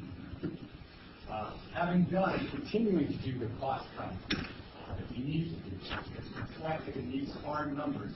What else do we do? That Wisconsin leaders outside the university, business leaders and community leaders, the people that have spoken to us at our Regent meetings over the last few months, the people who have written the letters, outside the university leaders are calling on us. What do we need to mount budget proposal before you calls for what I characterize as a reasonable strategic reinvestment of $120 million in GPR and fees. That's $90 million less than this board requested in its last biennial budget proposal. $90 million less. Such a modest reinvestment will let us move ahead with the growth agenda in a way that preserves the quality of the educational experience for our students. We owe them at least the quality of our campuses can offer now. We owe them that humanly transforming experience that Burkhardt alluded to, and that transforming experience takes a level of quality on our campuses that we must maintain and ideally enhance. And because, as I said earlier, this growth agenda is also an affordability and access and for Wisconsin parents and students. The budget proposal in front of you will hold down the tuition rise to an average of 2.48% over the next 2 years, over the right hand. That's the lowest increase in tuition in the biennial operating budget.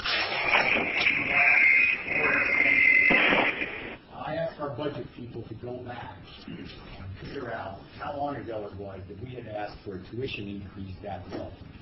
They got back 25 years worth of files and ran out of the files.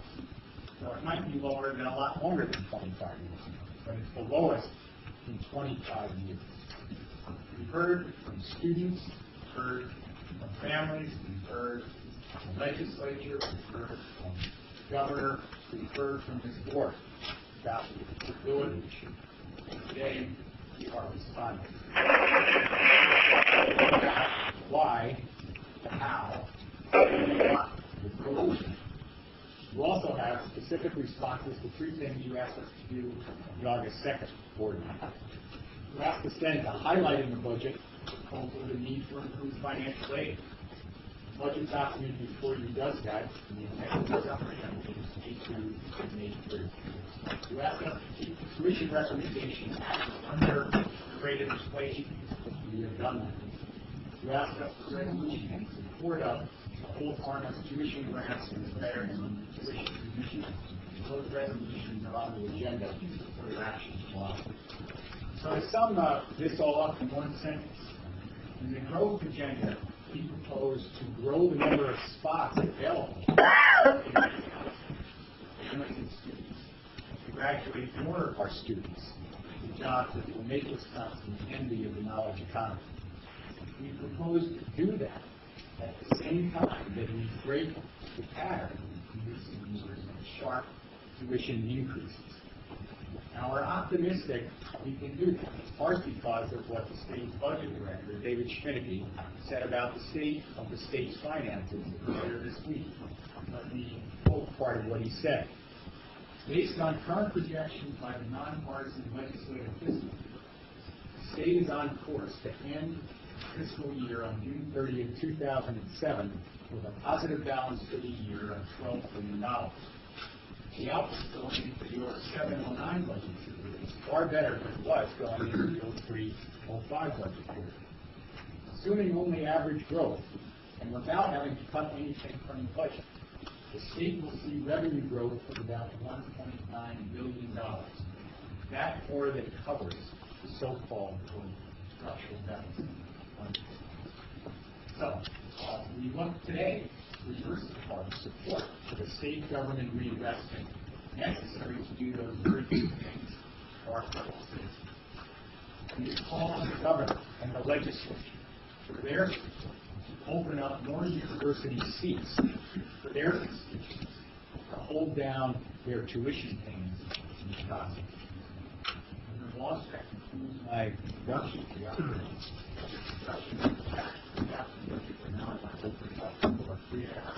All right. Before I call on Frida, let's just rearrange some seats here so we can make some room for the students that have come here. Could this row kind of move this way and you could come on in and make yourself comfortable?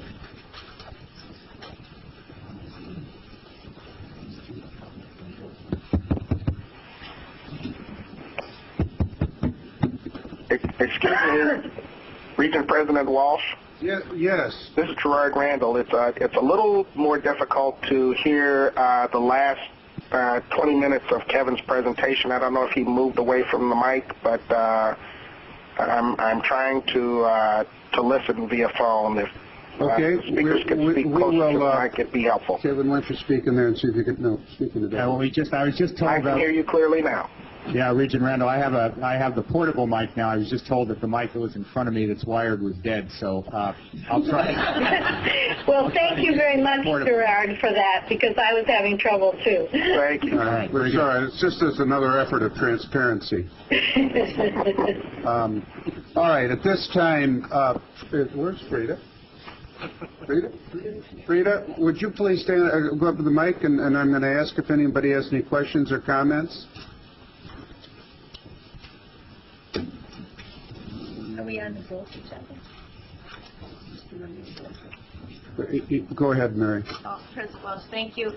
I'm in support of the budget as presented, and I do have one concern as I was looking yesterday at the growth agenda and the various components regarding the UW College's Adult Student Initiative, and when I read that, I didn't see any mention in the narrative of the collaborations with the tech college system. And so I talked to Chancellor Wilson, and he was going to respond to that very briefly today for me, if that would be That's okay. fine. And you, I believe you had a handout. Did that go in our packet?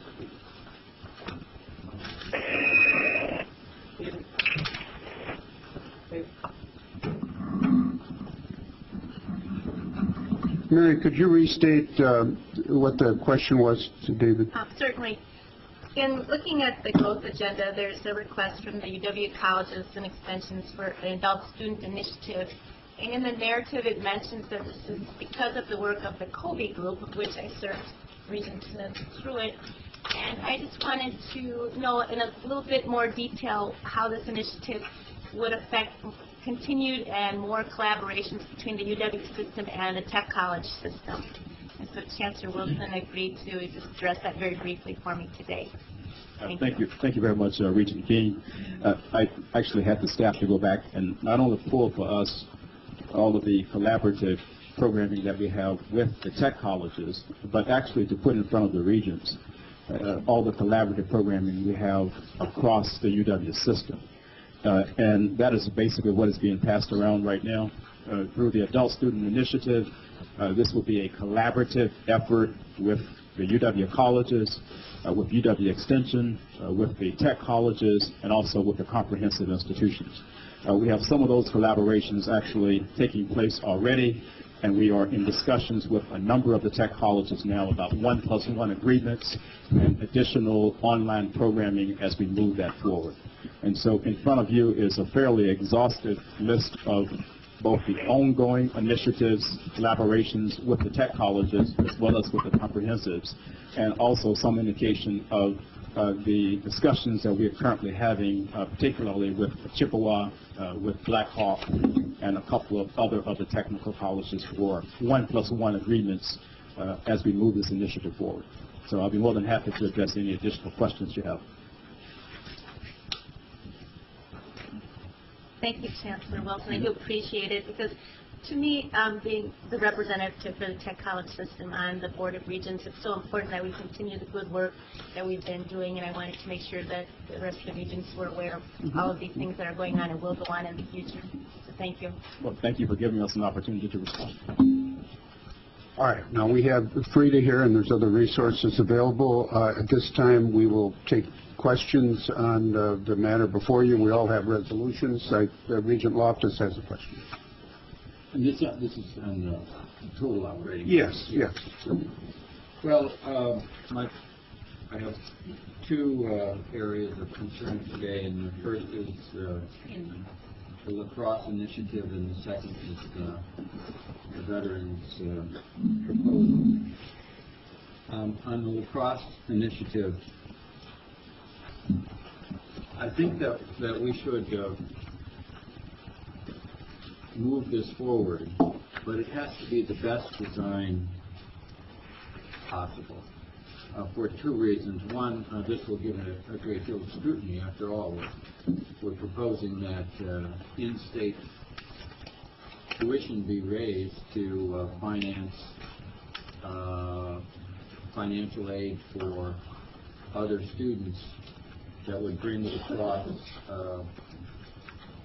really only more in line with many other campuses as to the percentage of lower income students. It's not an increase. But I think the important part about the initiative is that this could be a big part of the future of the University of Wisconsin campuses. In other words, the idea that tuition is used at a campus to generate financial aid for the betterment of that campus, for diversity reasons, more access, and for better quality of instruction for the rest of the students.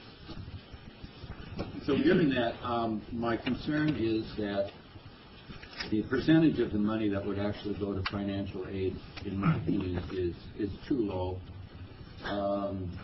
And I think that we should put something forward to the governor that has more of the tuition increase money generated going to financial aid. Second, we need more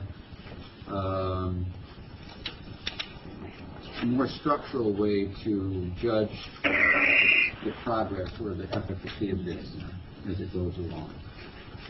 I don't think we need to address the number of positions that lacrosse wants to add to this, but by increasing the percentage of the money that would go for financial aid, of course, what would be left would be for lacrosse to use in the way that they would see fit to increase faculty hires or staff to assist students.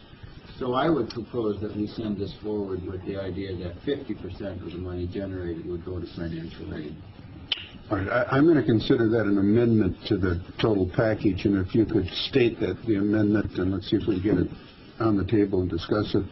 I would move that we amend the proposal to increase the percentage of money going to financial aid under the lacrosse plan to 50%, and be in essence silent as to how the campus uses the rest of the money, however they want to use it, faculty, staff, etc. Is there a second? Second. It's been moved and seconded, and I noticed, point of order, Regent Salas has his hand up on another matter.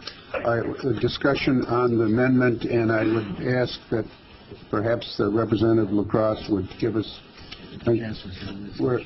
Can I ask you a fact question? Yes. What's the percentage proposed? 25. It's 25. It's the motion for to amend it to 50. Excuse me. Isn't it 3 out of 15?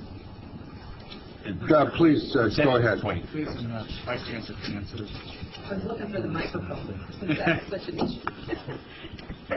I certainly appreciate the question, and Regent Loftus has raised this question with us in this last week because he feels so strongly that this is an important part of what we're doing in our plan, and we certainly agree. It's a very important part of our plan.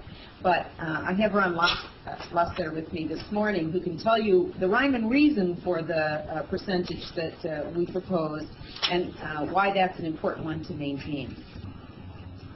Thank you, Liz. The 25% was developed partially to make sure we had the funds available to at least hold harmless the group of the 4th and 5th economic quintiles and drive us at least towards the average of the UW system. And keep in mind that that's a start. But we wanted to make sure that we had something we could share with the Regents in terms of a number. Secondly, the success of the program, and it is a fluid program in the sense of how effective will tuition be, how effective will the retention efforts be, how effective will the support of the academic portions of bringing new students in and making sure they succeed, because the program just bringing students to campus is not a measurement of success. The measurement of success, quite frankly, is retaining those students and bringing those students to graduation. So the components that we had built in relative to both faculty, and we need more faculty for a larger student body, not just 1,000, but to raise the quality that we have. But secondly, in terms of the support services, and that's really a key component. is those support services of bringing in more students from the 4th and 5th economic quintiles and doubling our students of color. And again, to do that, we have to have the Office of Multicultural Student Services support, campus climate, and others to make sure these succeed. I would suggest, and what we presented even was a scenario. It was I think a great start. The question really becomes how effective will each of these pieces be and how much flexibility we have as we move this gradually through the years to make sure it's a success. So I guess from our perspective, it would be better to allow us flexibility to see how each of these pieces fit and is effective rather than to hold us to a specific amount and then not have the dollars, for example, to put in the student support services that will be necessary. Thank you. Further discussions of Regent Smith. I appreciate Regional Office's, I think his overall concern here is how best get this into the governor's budget and to the legislature. I think that's why I appreciate, obviously, the intent of that. As you might imagine, I've had a few conversations about this plan in lacrosse, both with students and faculty and staff. And one of the main concerns, as I have talked to faculty and staff, and I think one of the reasons that they've overall supported this plan, is that we've assured them that there will be money to hire additional faculty and staff. They certainly do not want to, they're fine with the addition of a number of students, but they don't want to have that addition of students without additional faculty and staff. Their support of this plan, I think, has been very critical. And I think, with due respect to the regional office, to have that 50% figure, I think, as Ron and Liz are indicating, endangers a little bit the ability to hire that faculty and staff would be necessary for those additional students. So what I'm hearing and what I've heard in my conversations with people in UWL and our faculty and staff, I don't think I could support that 50% figure. I'd like more of the flexibility that has been indicated. When the students approved it, were there specific allocations? I think the general discussion has been the 25%. We have our student president, Ryan Van Loon, back here. Ryan, has it been your understanding also that the 25%? From what I heard, yeah. Just for the flexibility standpoint. Could you repeat that? Yes. What did he say? He said yes. There's a lawyer for you. I'd like to hear the witness again. Not no, I don't want you to repeat the question. He said yes from a flexibility standpoint. Further comments, but Regent Loftus. Well, we always have the ability to adjust things after a year. And I think that this is not just a lacrosse initiative. This is an initiative the Board of Regents is approving as a pilot that it may be used on other campuses in the future. Second, lacrosse is not lowering its academic standards for these students. They will be, to get into the lacrosse, have the academic qualifications already. These students that you're recruiting, one could assume, are going to go to college somewhere. You want them to go to lacrosse. The issue with these students is money. And that's why I say that more of the tuition generated should be for financial aid, and that the Board of Regents have our own precedent that if in the future this goes on to be used at other campuses, that financial aid is our priority. So I would hope the Regents would support the 50% figure. Regent King. With all respect to Regent Loftus, as someone who is engaged in higher education on a daily basis with students, I support the initiative as presented because success depends on having the support from the university, from having the faculty, small enough class sizes, counseling, all those things that make up a good educational experience. Without those, the project is a failure. So I would have to go with the flexibility as presented by the Lacrosse Growth Initiative. Regent Simmons? Yes, I just want to state that I will support Regent Loftus's resolution on increasing it to 50. However, I will not support increasing students at lacrosse's tuition in order to pay for their financial aid. I find it a little risky, and I don't want to take that risk on students who are from lower income families looking at going to lacrosse and seeing a different tuition rate based at their campus than at a comparable university such as UW Eau Claire or the other four-year comprehensive institutions. Regent Crane. I think that this is a very interesting proposal, and that many of the questions that have been raised are those things that we're going to want to watch, which is one of the reasons it is a pilot.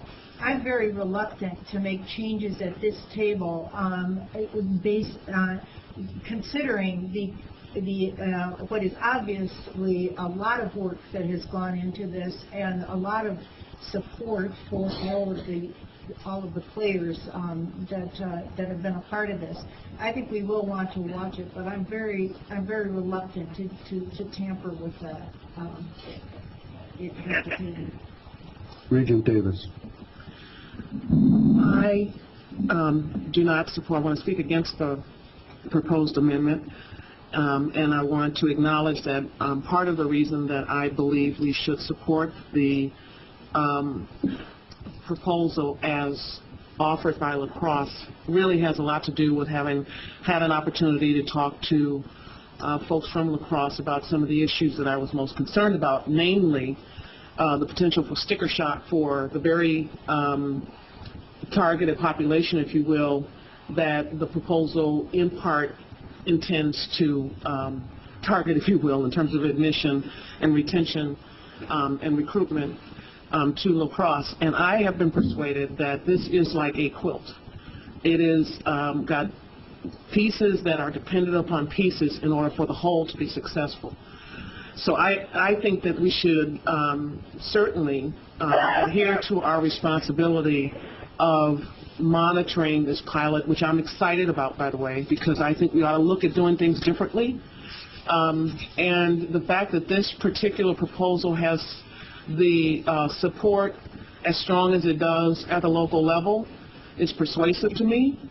And I just don't want to, I support the idea of making sure that, we don't make any of our campuses unaffordable, but I'm persuaded that that's the intent here, not to do that. So I would like to argue for my colleagues, to give the support and the trust, if you will, I don't know if that's the right word, to the university and to the campus to try to make this work and use our oversight responsibility to ensure that the impact system-wide is top of mind, front of mind, if you will, and I don't see it as setting any precedent, because one pilot, as we all know, does not set a precedent.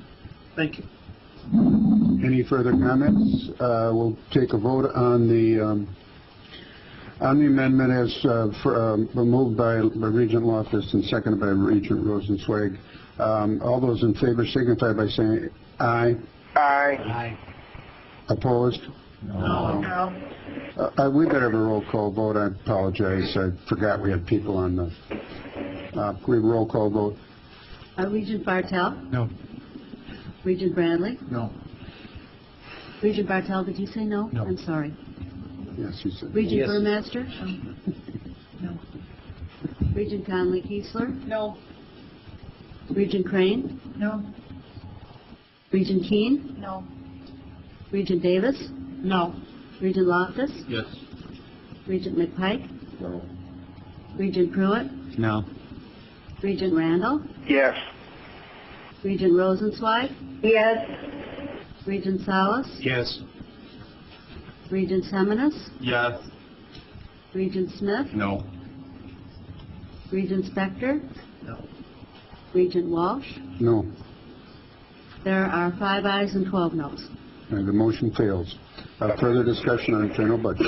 Regent Salas. I would like also to address the issue of lacrosse, and as Regent Davis, greatly appreciate the efforts undertaken by the Chancellor's office in response to the questions that initially arose out of the debriefing at the small group budget sessions, because by the time we came back and discussed the lacrosse growth agenda, in fact, the Chancellor's office had already responded to some of the questions that I had raised in regards to using this increase in tuition to fund only those areas that have traditionally been allowed for that purposes, and not cross that boundary and use these monies that we traditionally depend on GPR funds. Also, I want to thank the Chancellor's office for sending a team to meet with those of us who had concerns about this project, and the questions that you have before you, the question and answers were most helpful, some of them that I have raised and some that other regions have raised, including Loftus and Seminole. But there were two areas that I communicated to the team that were sent by the administration from the campus that I want to share with you, because I think that they were only partially answered, and I want to bring them to my fellow regions. One of them has to do with processes. I was very interested in finding how the faculty, staff, and students have been engaged in the process. And of course, we just heard a leader from the student body address this issue and said no more than was asked. But I understand, and I was dismayed this morning to hear that there is a petition signed by over 700 students opposing the plan. I'm very sensitive to this issue, and if I would have gotten that earlier, perhaps we would have had more fuller discussion on this point.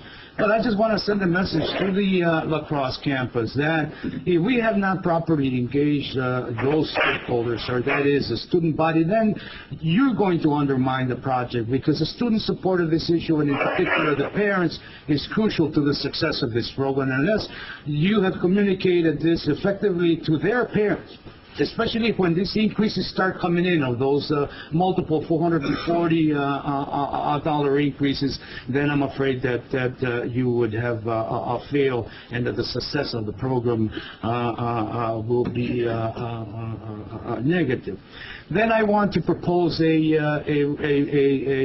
resolution, and I want to amend the project, and it's partially in response to one of the points. And I'm looking at the page 1 of the question and answers, and it's number 3. My question that I asked the visiting team from the Chancellor's office in regard to the pilotness, if you will, of the proposal. How they were going to evaluate the success or the failure of the program, and they have provided you with a reference to a 10-year evaluation. I would like to have that evaluation be a Regents evaluation and not solely an evaluation by the campus. In other words, I want the Regents responsible, whoever's here 6 years, and I'm entering into my lame duck years now in my 7-year term, but I think we have to go on record that when we approve this project and there appears to be sufficient amount of support of the Regents, so that it appears that we're poised to approve this project. I want a mechanism that not only has and I want it in the form of a motion, has the yearly evaluations that they're referring to, but using the 6-year retention rates that we have built up, to have a final review, if you will, or a more thorough review within a 6-year rather than a 10-year period of time. So I think that the Regents, that this evaluation should be a Regent-generated, that it should be for 6 years rather than 10 years, and that we make a final decision at that time on the 6th year. And that we not be afraid to roll back those tuition increases if the data or the metrics indicate that we have not made the wisest decision. And so I so move. Second. Okay, you have a motion.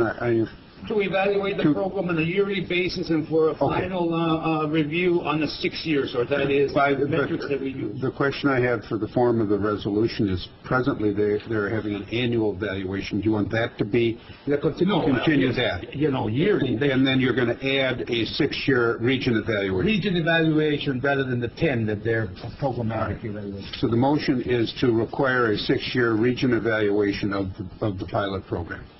A yearly evaluation and then a 6-year. But the motion is to require something in addition. That is correct. So let's not have the annual, it's already there. All right. We have a motion and seconded. You wanted to say something, Frida? The only thing I wanted to say was because of the fact that the first class will be coming in and the 6-year report would only reflect what has happened with the first group of students, the first cohort of students who are going through, it might not be enough to provide sufficient information about what the overall impact of it is. You might want to have a little more data, but that was just to say that that's... But something, that's fine. We'll have evaluation, have another one the next year. Well, that was just going to be my point. I assume that the 10-year, and I would ask LaCrosse to speak to this, I assume that the 10-year was to give us data over a 4-year group of people, and I think Jesus' idea is an excellent one, but I just don't think the 1 year of data is going to be that meaningful. It'll be interesting, but it won't be so meaningful to make a permanent decision on whether this has been a success or not. We did pick the 10 years because of that, and we want to be fully accountable for this program. We're going to study the heck out of it. We want to be sure we're doing the right thing, that it's having the intended effects, and that we adjust it as we go along if it's not, and we can tell that. And we certainly intend to have that amount of assessment, and we're happy to share it with the board on an annual basis, all the way through the whole project. I do think Frida's correct, though. We won't have a lot of data at the 6-year period that is beyond the first cohort. So we're happy to share that, and then happy to go on with that at any increment that you would find acceptable. Regent Conley-Keesler. Since this is a pilot project and we're looking out 6 or 7 years to really start looking at data, would there be an assumption that no other university would be able to implement this type of plan until that data is released, or no? They could? Yes. Okay. All right, we have a motion to... Yes. I don't understand the legal effect of the motion. Does this mean that we're trying to impose this on the Board of Regents 4 years from now? What if they want to change this? Are we saying that this cannot, that someone has a contract with the students, or there's, I don't understand, why do we need this motion? Wouldn't the Regents always have the power to... The Regents would always have the power at any time to do anything to the program. He's just adding it to it now so that they would prepare the information for the 6 years. He's not, for example, if a subsequent group of Regents wants to change this 3 years from now, we're not saying they legally can. We're just like the legislature. On that issue. On that issue only. Let's move it along. Regent Loftus. Is this a handout? Well, I want to support Salas.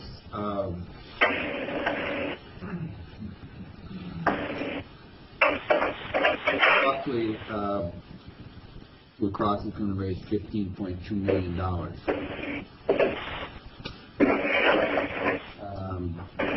We're going to use $12 million for faculty and staff.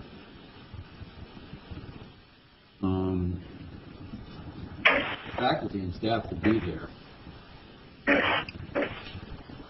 We're not going to evaluate in 1 year, 2 years, 6 years, or 10 years whether the faculty and staff should have been hired. When they're hired, they're there. They won't be unhired. So I would hope that we would support this motion to have the most intense look we can after 1 year of experience. Further discussions on the motion to require or include a 6-year region evaluation. Seeing no further discussion, I'll call the vote. All those in favor signify by saying aye. Aye. Opposed? The motion passes. Mr. President. Gerard? Yes, I have a question as to whether we will be voting on each of the initiatives individually. No, we are going to vote on the motion before you, which is in the packet, and we are right now entertaining amendments to that motion, which would deal with it individually as the person moves. And Frida is here for a resource if anyone has any questions specifically of Frida. I do, if I may. I see you added a couple small percentage point on the second year tuition. Yes. Could you just explain what happened with DOA and the cost to continue? We had estimated that the cost to continue in the second year would require, under the traditional splits, $3 million of resources. Actual data based upon the amounts that we needed for utilities primarily, and for the student technology fee added up to $4.2 million, which increases the fee from 1.75%, which we had estimated, to 1.96%, using the traditional split. You also imply that there may be some additional adjustments. Are they going to be significant? We do not anticipate there being any significant adjustments to cost to continue. The reason that item is in there is because we are working currently on an estimated base. The final base hasn't been approved by DOA, and once that's done, there could be some small adjustments, but at this point, we don't anticipate it. Okay, thank you. Any further questions? Regent Bradley. Freedom. This biennial budget is asking for an average of 2.4% increase in tuition over the biennial? 2.48, yes. 2.48. What is the percentage increase in state support that we're asking over the biennial? Hold on just a second.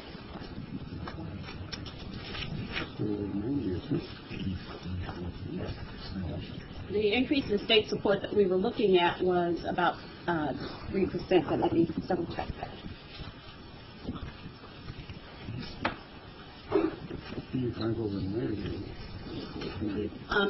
Actually, it's an average of 4%. We're asking an average of 4% on the state support and 2.48 on the student and family. Yes. This is, as President Riley pointed out, the lowest request for tuition increase since the records are available, so 25-some years. Is this also the lowest tuition increase in relation to state funding increase? Yes, it would be, in our request, yes. Thanks. Regent Salas. I have a question for Vice President Harris. Frida, in cost to continue on page 24, that is 24, 4 items from the bottom, you indicate a slight increase for minority and disadvantaged financial aid programs. The last time that I saw these items, it had an amount of money that included commitments by the individual campuses,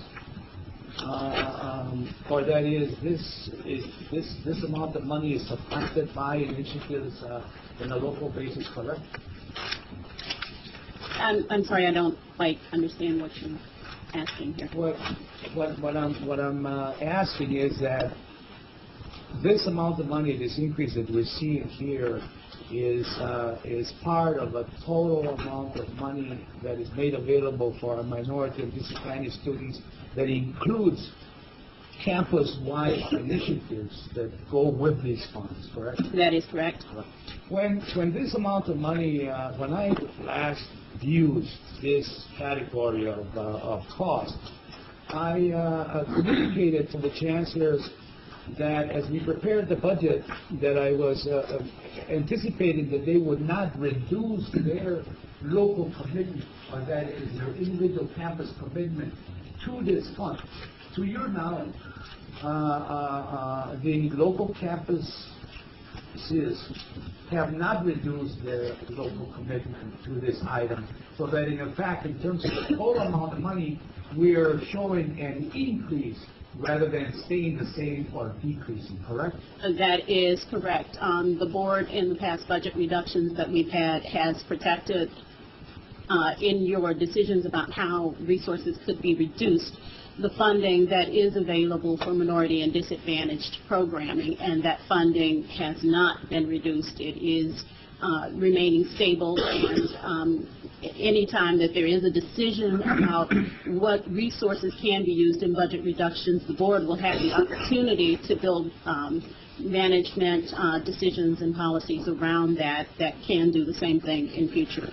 But yes, in answer to your question, very short, yes, this will be an increase in the funding. It will not decrease the local support. And President Walsh, the reason I bring this up because at the last deliberation on the biennial, we actually undertook a resolution to protect those funds from any decreases, and I don't see a need for us to do it if in fact the information that has been provided for us is correct, and of course we trust staff has given us the correct information, so there's no need for me to amend the budget, ask for any other information other than the clarification that Ms. Thank you for clarifying that.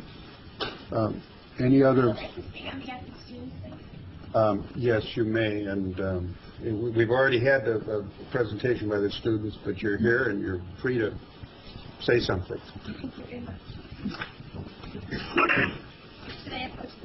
If you'd like. Good morning. My name is Stella Luong, and I'm a student at UW-Madison. Change. Change of thoughts, change of everyday doing, change of everything we do. As students, we constantly change, whether it is within our hearts or our surroundings around us. Change is now against us. That is why we are here today. That is the sole reason why I am here. I'm here on behalf of the students who stay up past hours of studying, still struggling to figure out how they are going to pay their tuition. I'm here on behalf of the parents who constantly worry about their children, calling to make sure they have enough money for food. I'm here on behalf of those who have to work 3 jobs just to stay in school. I'm here for the future, because I am the future. The decisions that are made today affect my whole future. It affects every college student's future. It affects every young girl, every young boy who dream of a higher education. It affects your children and your children's children. The decisions made today will forever shape the path students choose to take. Students around the state have done what we can to reach you, to tell you our stories. We sent you thousands of postcards, invited you to our campuses, made hundreds of phone calls, and gave numerous presentations with facts and personal stories to show why tuition freeze is so necessary. Wisconsin has a legacy and history in higher education. Although UW-Madison is considered the flagship of this university, it cannot hold strong without the other influences of the fellow system universities. Each student attending UW system is intelligent, ambitious, and strong. We are the ones who will find solutions to better health care, scientific advancements, and many other problems occurring today. We are the educated public, now forced to stand before the Board of Regents to ensure that the generations after us will have the opportunity to attend an institution as worthy as the University of Wisconsin. We are the ones who will leave an imprint on this world we share, because we are the change. But we can't be a part of that positive change in the world in the UW if the UW continues on the path it's on. Students can't continue to pay more and more the cost of their public education. A public university is for public education. The first step towards reinvesting in students is reinvesting in Wisconsin is putting a stop to this.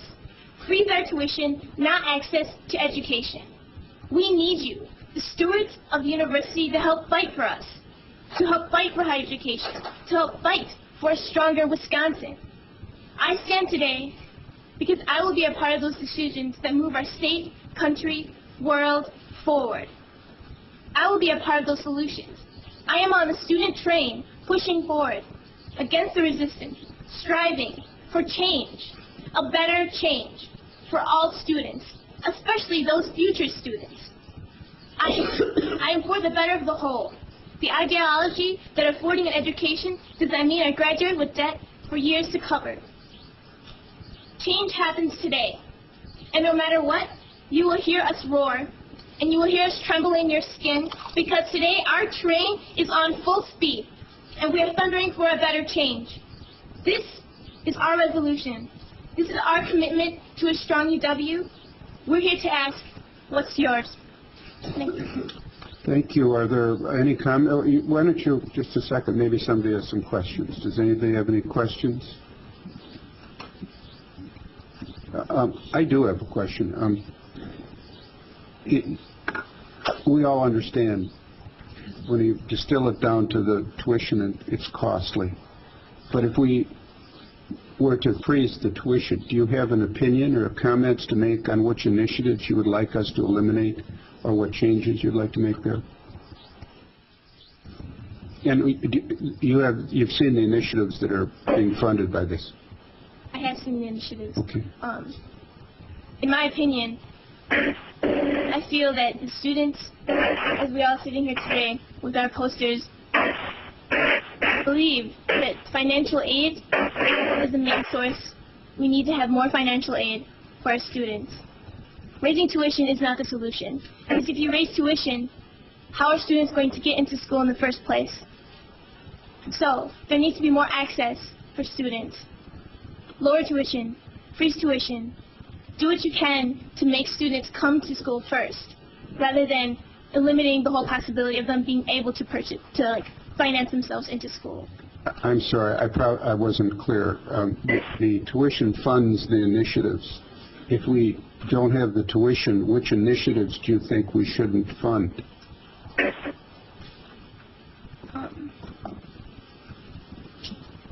If you're not familiar with the initiatives, I apologize for it. Can I ask another member of my students to come up? Well, no, that's fine. It's fine. Thank you. All right. We're back on the... Moving on to the... Yes. All right. I'd like to go to the VET program. Yes. In order... No?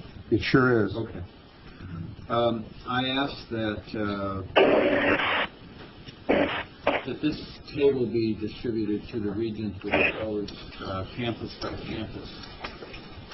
The number of vets using the GI Bill for each campus, and each campus of the colleges as well. And you can see the total. You can see the total that are spouses, total that are children.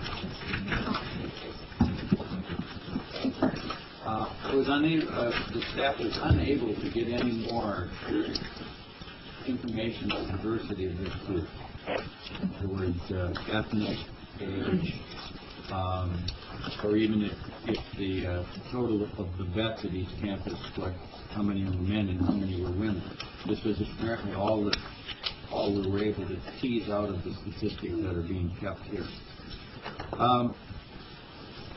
The budget estimate that we're going to forward to the governor says that 20% will be added to the numbers here, and that the numbers are 1,600 something, and then I think it's 7% after that. I have a comment and then a motion. One, the more students from this group that are at a campus, the better the education will be at that campus for all the students. Second, I think that with the offer of free tuition and fees, that any chancellor should be able to recruit. And If you can't recruit with that, then I suggest maybe a different line of work. What chancellors, however, might need is a sense from the Board of Regents that they have the flexibility necessary to admit students. Some of these students may not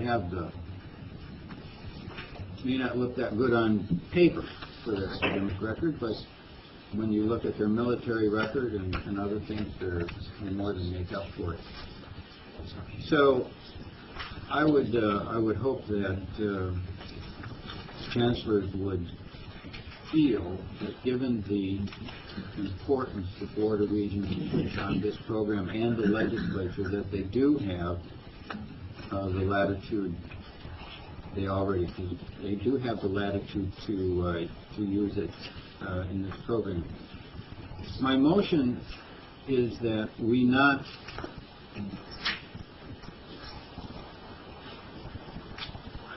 we had 3 staff, Mr. President. Was that the idea in the budget to 3 or 4? 3 with a 4th. It's let me ask. This is Kevin.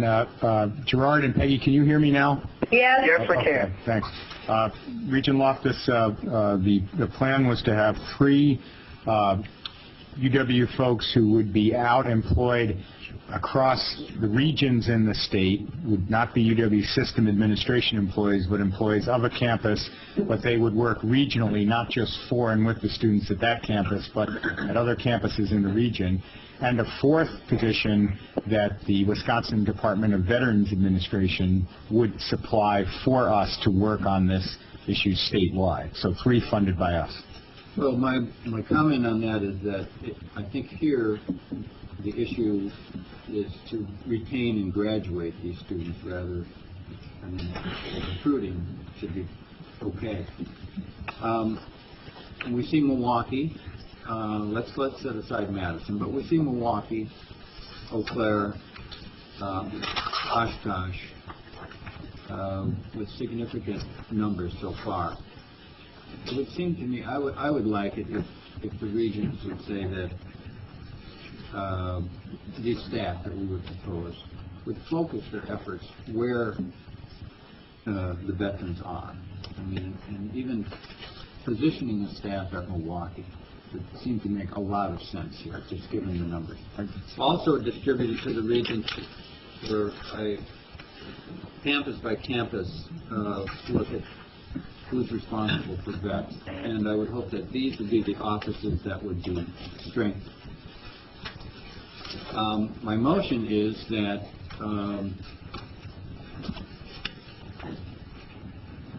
this Wisconsin GI Bill of Rights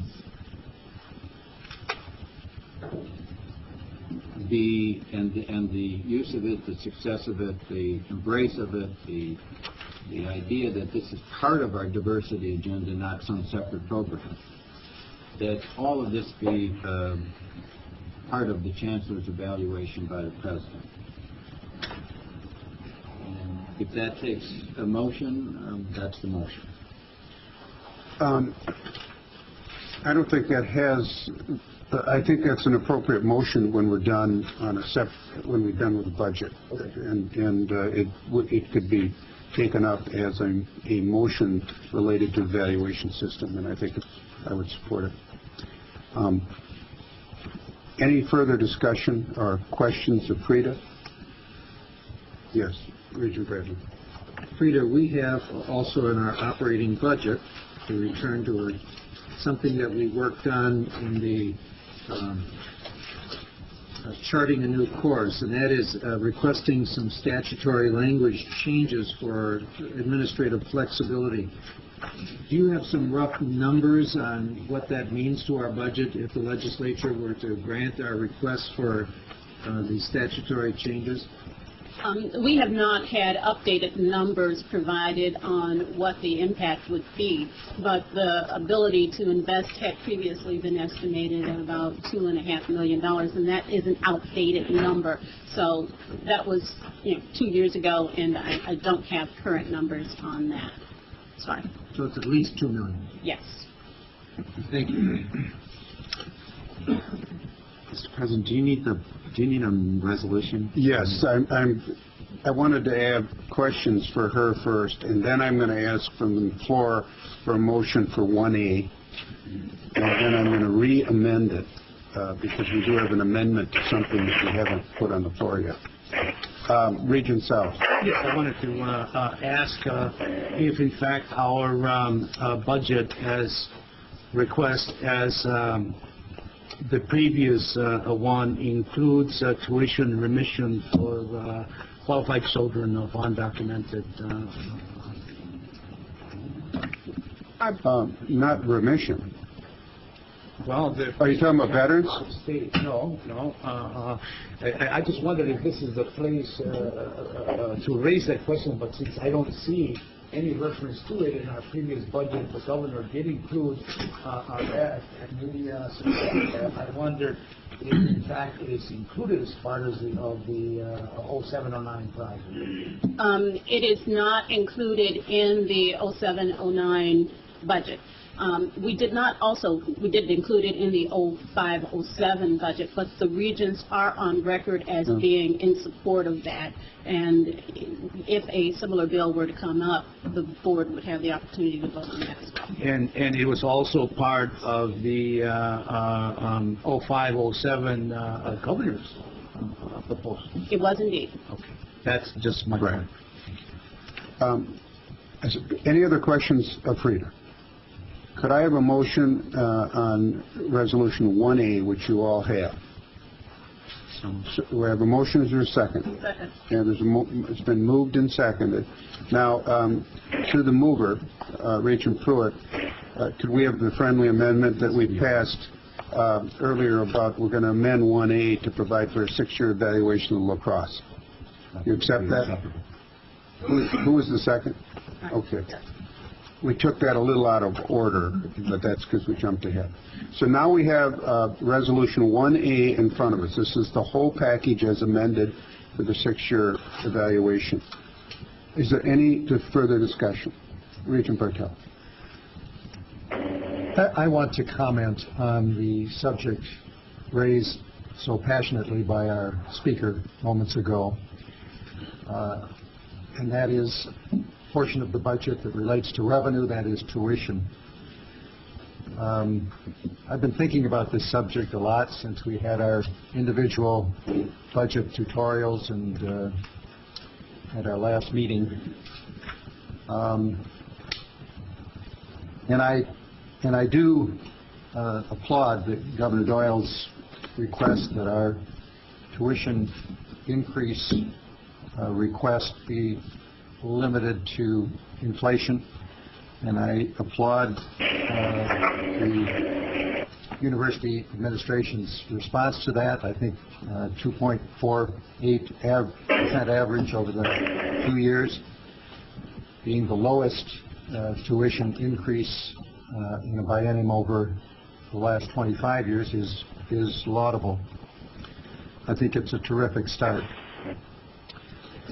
But I remain concerned about the subject that was raised by our speaker, and also that was raised very well by the two people that we heard from at the beginning of our meeting, and that is the relationship between public and private education and the economic and societal values that education provides. And I'm concerned that we are continuing to shift in this state, the financial burden of our higher education to students and their parents and away from state funding. Now, this is a process that has been going on for a long time, and it isn't just now, and it isn't just last year, and it isn't just 5 years ago. It is something that's been going on for a long time, and I think that in doing this and increasing tuition in order to fill the gap, I think we are providing cover for our decision makers down the other end of State Street, and I think we have to be thinking about how to bring an end to that. Now, I recognize, as President Walsh says, that our legislators have a lot of other things on their plate, and there are a lot of important initiatives and important issues that they have to address. But higher education is a priority. It has to be a priority in this state. And I think we have, if we don't speak in favor of that priority, I don't know who will. I think the facts speak for themselves, and a lot of the facts are on the placards around the room that you can read. The Wisconsin state per capita investment in higher education ranks in the lower, pretty much in the lower 1/3 of the states around the country. The growth in state funding for higher education in the last 3 years is near the bottom, almost at the bottom of the states around the country. State funding as a percentage of personal income has been steadily decreasing. There's a trend over the last 20 years, and as I understand it, it is the lowest it's been in 40 years.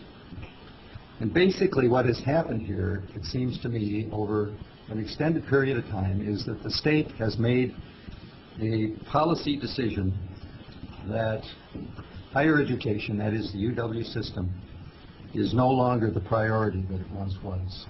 And I think that's a bad mistake. Now, what is the effect of all of this? Well, the students here know what the effect is. It has moved the burden to them and their families to pay for education. Students now pay more than 50% of the cost of instruction. There's the sign right over there. Tuition has increased as much as 80% at some of the campuses in the last 6 years. Financial aids clearly have not kept pace with the increase in tuition, which is a sad result. And a fact that I am shocked at, but I heard this recently from Chancellor Wiley, is that the average family income of incoming freshmen, and it may be just Madison campus, but I'm not sure. It's Madison. Has continued to rise. It's now more than doubled in the last 6 or 8 years, so that which clearly demonstrates that it is those families that have the means to send their students to school that are going to be, those students are going to be here. The families that don't have the means are not going to be here.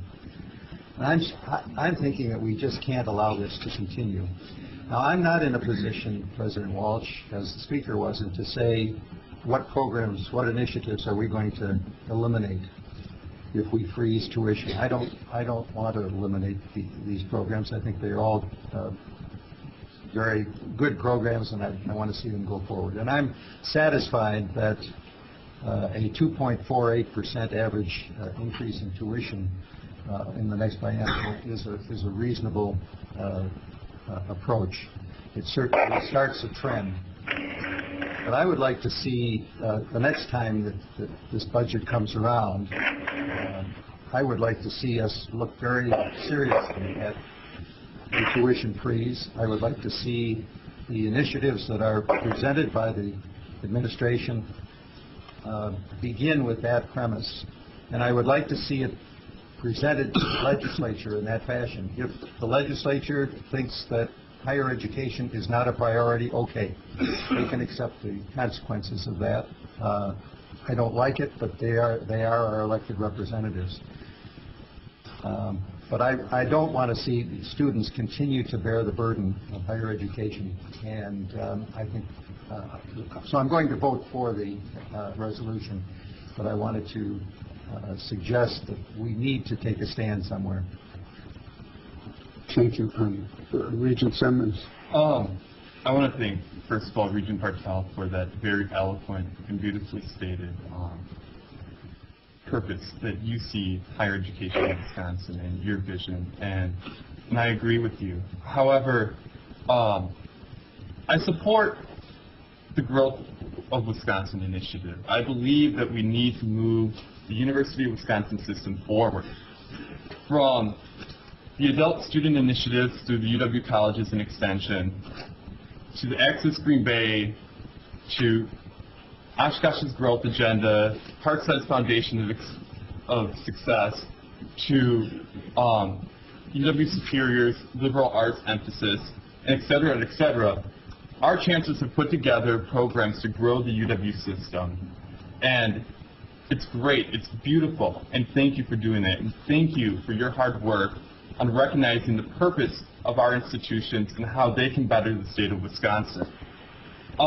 However, I am not going to support the growth agenda today. It's been through much thought searching, trying to find, but however, the reason why I cannot is because when I was appointed to the board, I was appointed to represent 140,000 students that are represented in the state of Wisconsin. And though, excuse me, Peggy, though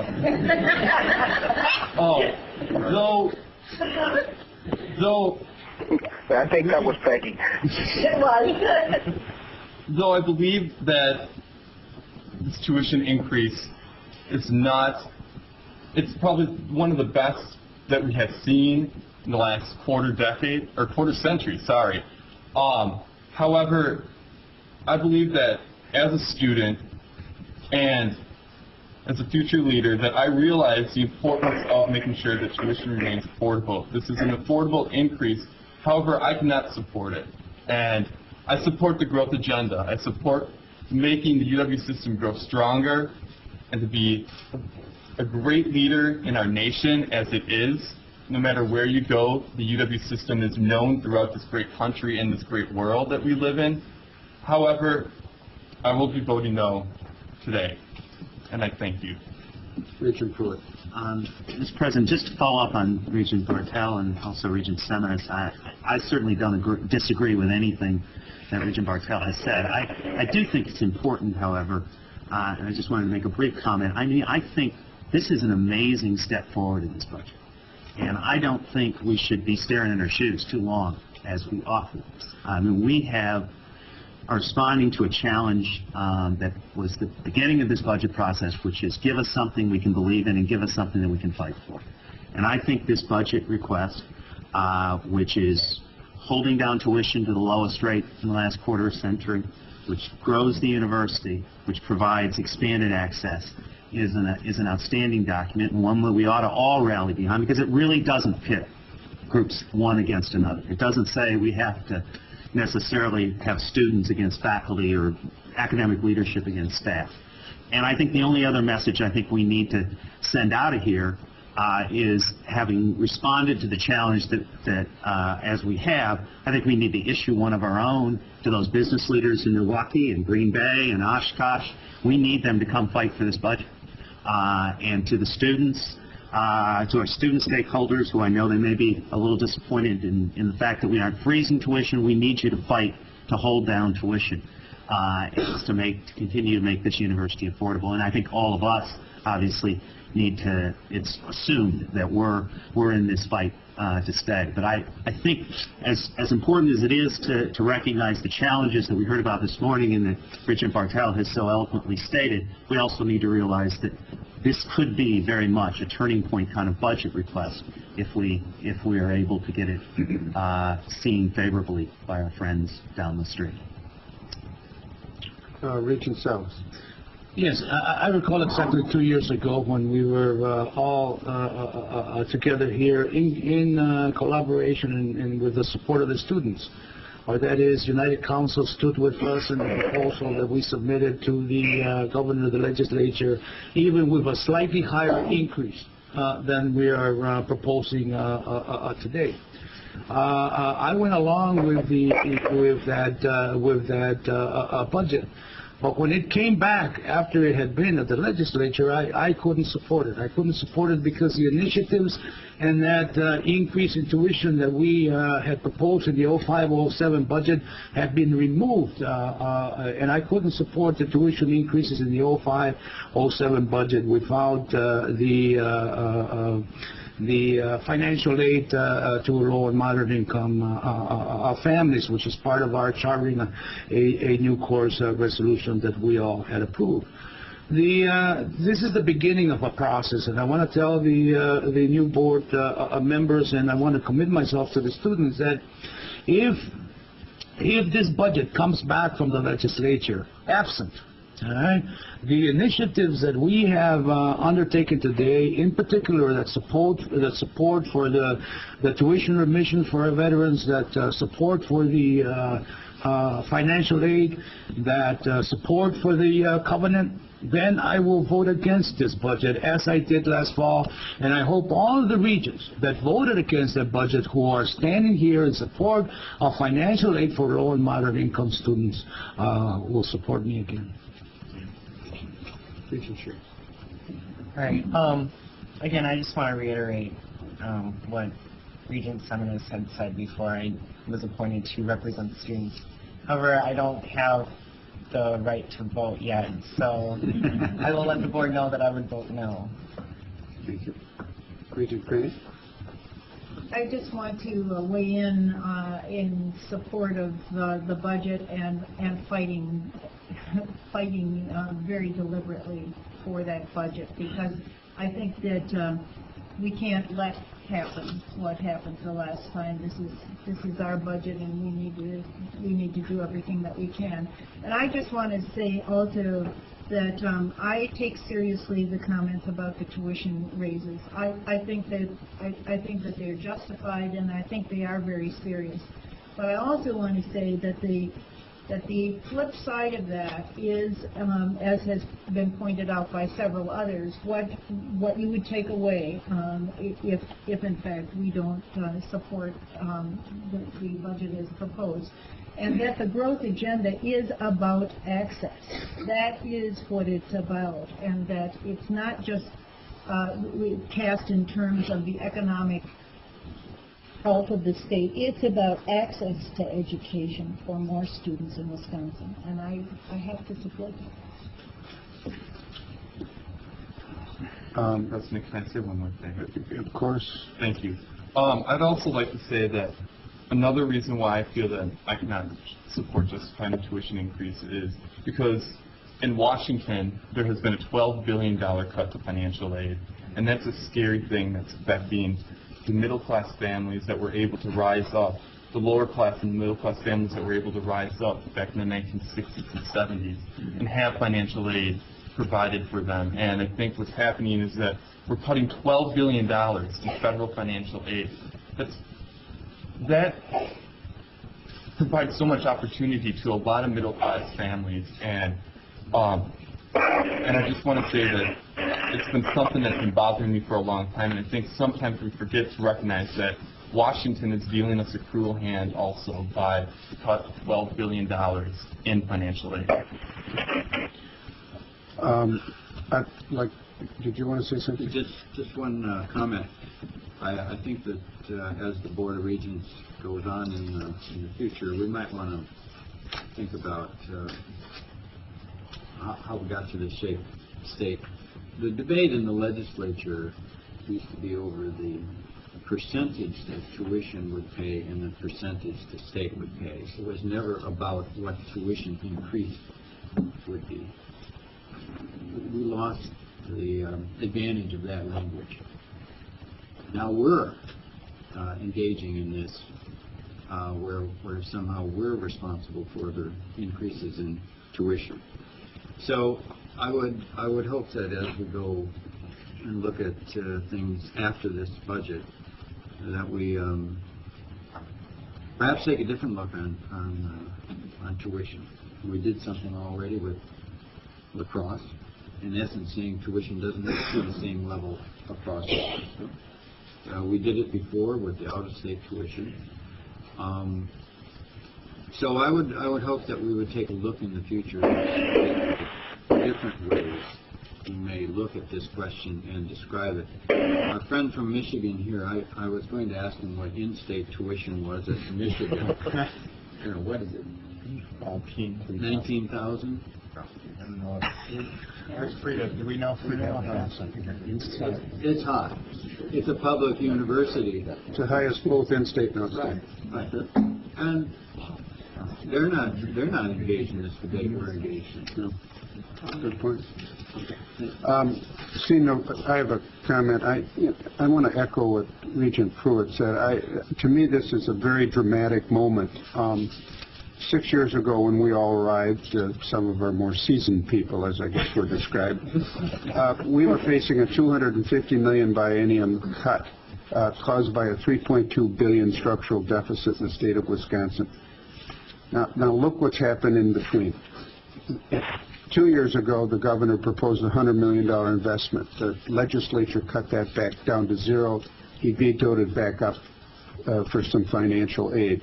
Now we have a governor asking us to keep tuition below inflation because he's making a commitment to higher education. This is really something different and to be proud of. We fought off Tabor. Remember the so-called Taxpayer Bill of Rights? At the same time, one of the candidates for governor announced he wouldn't even give us inflation. This is a dramatic change in direction for this system. And what did we do? We came forward with initiatives to grow and make it more accessible and affordable, and we did so outside Milwaukee and Madison. The Milwaukee initiative is a research initiative. Madison initiative isn't there. We're also making a proposal about a group that has been ignored for many years, the veterans. And we're doing so at the same time as we're keeping inflation, tuition below inflation. And what's so impressive to me is that the message has gotten out. What you saw, the leading business owners in Green Bay and in Milwaukee from the 4 largest corporations, including the largest bank, step forward and say, we're committed to grow this university. We see it as an economic engine. Just yesterday, a couple of the candidates started talking about it being an economic engine. Well, it's time to feed the engine. And this message we're sending, that we'll keep the tuition down if you'll make the reinvestment, I think will sell, because we've got supporters. And as to the process, we should keep in mind that this is the beginning, and we have another chance after the legislature and the governor reach agreement on a final budget. And I think we should be proud of what we've got in front of us. I think it's a real dramatic turning point for this board and where we're headed in the state.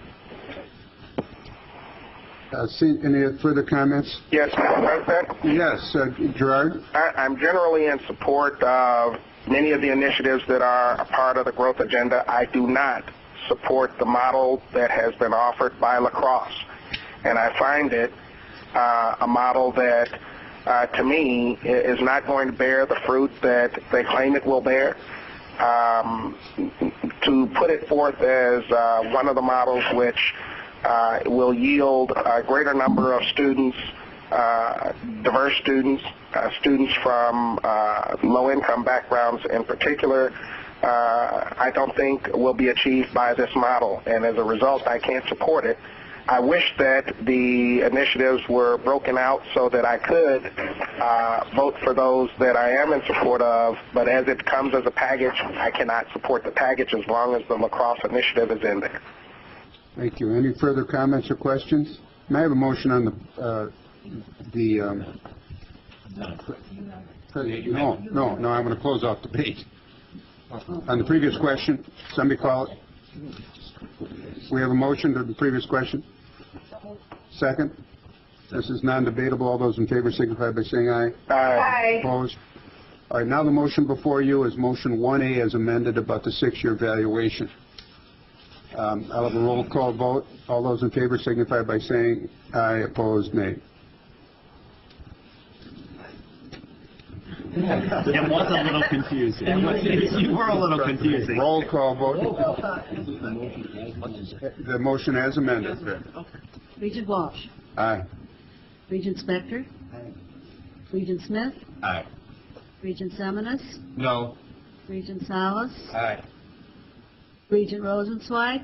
Aye. Regent Randall. No. Regent Pruitt. Aye. Regent McPike. Aye.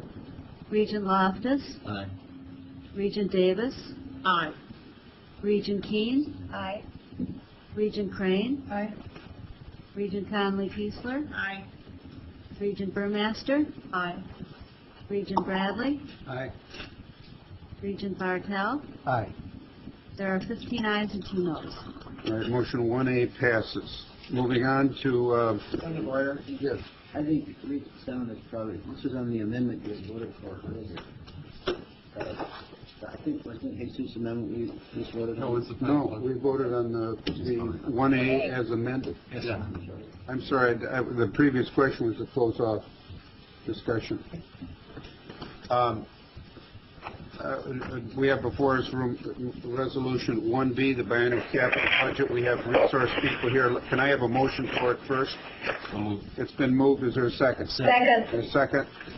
Discussion. Mr. President, could I say that since at the meeting on August 2nd we did have a very thorough discussion of the operating budget, we never really had a chance to say anything about the capital budget. I think Assistant Vice President David Miller would like to say a word or two about that. Now I was going to introduce it, but David, well, very briefly. At Milwaukee, David did review the UW's challenges, if you recall, at some length on the 07-09 budget, although we didn't. That was the June meeting. We didn't talk about it on the meeting at August 2nd. He outlined after the Milwaukee meeting in June several alternatives for you, and after listening to your responses, he developed a package that you see in front of you today for your consideration.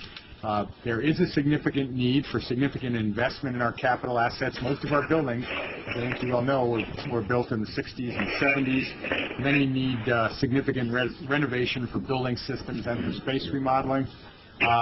David reminded us of a survey in June when he spoke at the Milwaukee meeting, 2005 online survey of 14,000 students across the U.S. and Canada.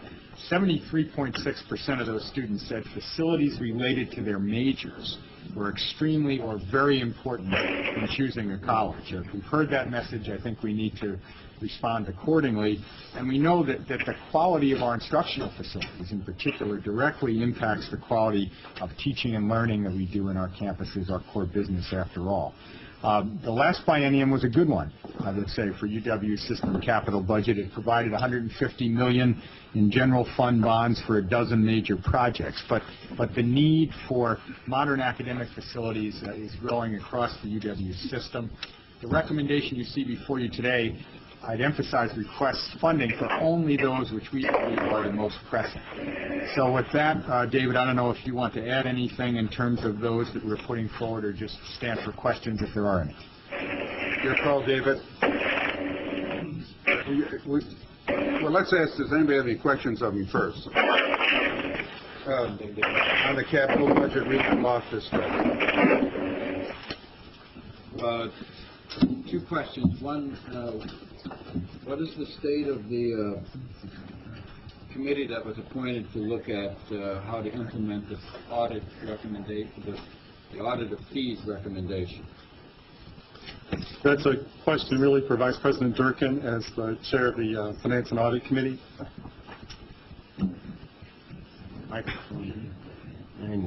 Thank you, David. We've been waiting for the student recommendations, and the student governments are voting on the nominations this week, and so we hope probably within the next couple of weeks to get the committee underway. We've been waiting for those student names, and so we expect that the committee should be able to complete its work within 6 months. And then on, is it correct to assume that we have looked at each of the proposed capital budget requests individually? More than looked at, certainly, Regent Loftus, actually each project requested for general fund support in this request that totals $264 million of general fund support for major projects was either asked for enumeration or planning in our 2005 capital budget. So each have already gone through pretty thorough planning and analysis by both system administration but also the Division of State Facilities already. $129 million of this budget, as you can see, are projects that were actually advanced enumerated in 2005-07 and have been moving forward, and now the funding becomes available. It's important to note that we have a long-standing need and growing need for major academic facilities that have traditionally been funded by the state. This budget recommends and brings forward $105 million in gift funding. Half of that is for academic buildings that have traditionally been funded by the state. So the institutions are taking the challenge to fund more of these projects on their own. Just to be very quick, this is the summary. This is in your materials. It's page C2, page C3, 4, and 5 have very detailed project budgets. And then the budget also contains a description of every project requested, including both program revenue and general fund projects. This just shows that 42% of the budget is general fund supported borrowing, and 42% an equal amount is program revenue, university funded borrowing that is not state supported, and 16%, a very large amount, is gift funded. We're very proud that 73.5% of the major projects that are general fund supported are academic classroom buildings. Of the program revenue, university funded projects, 75% are housing and dining, where it's meeting students' requested facilities at each institution. The photo there, by the way, is the picture of the new Platteville Residence Hall that has just come online this fall. We talked a lot about why we need so many facilities renewal, and the large reason is because the vast majority of our space was built in a very short time period over the 60s and 70s. Well, after I showed you this similar chart, last biennium there was an editorial in the paper about what's wrong with those people. Don't they know 30 years old is not an old building? Yes, that's true. Some of our best buildings on every campus are the oldest buildings because they were built in a way that accommodated remodeling and renovation over the years. This glut of projects were built in a way that does not allow that kind of remodeling. The architects of those buildings couldn't envision the technology that infuses classrooms today. They have very low ceilings, inflexible walls, very old mechanicals, and they all have surpassed their 30-year life expectancy and are all coming due all at once. We are talking about very large dollar amounts when we talk about all of this general fund borrowing and program revenue borrowing. I think it's important to remember we own 60 million square feet of space on the institution throughout the state. If everything in this capital budget is funded and comes to fruition, we will be touching 2.6% of that space in remodeling. We will be adding 4.3% of space in new space, but demolishing 500,000 square feet, or 0.8%. Why is it important that the state meet our challenge to fund this budget? This table shows that in every capital budget, the institutions make requests of what they feel they need in that biennium. System administration and the regents pare that back, try to pace some of it out over a longer period of time, and even what we request in the past is not fully funded by the state. Those projects don't go away. The roofs do not fix themselves. Those projects roll forward to the next biennium, and so a gap of what was not funded in 05-07 makes up a large chunk of this request. And we are meeting that need by recommending that $31 million of this request for major projects be funded from the all-agency fund for maintenance and remodeling. In addition to that, what isn't funded in this biennium will carry into the next biennium, and we already have in our office requests from institutions for $400 million of projects in 09-11. We need to fund this budget at this time. We've made a lot of hard decisions about this budget, and it represents a very earnest request that the state can fund. It is not out of sync with historical state bonding averages. This is a chart that shows state bonding for all major projects for all agencies. Since the slowdown of corrections, it has shifted more toward the university. We're very glad of that. But this request does not exceed historical bonding averages in other capital budgets. It includes a request for maintenance funding, This information is also in your materials. What we're really asking the state for is not a large chunk of cash, but the bonding, what we're asking the state for is the debt service on the bonding. If all the major projects are funded and all the maintenance is funded, that would total about $32 million per year, in a rough estimate. Some progress has been made in the capital improvement process.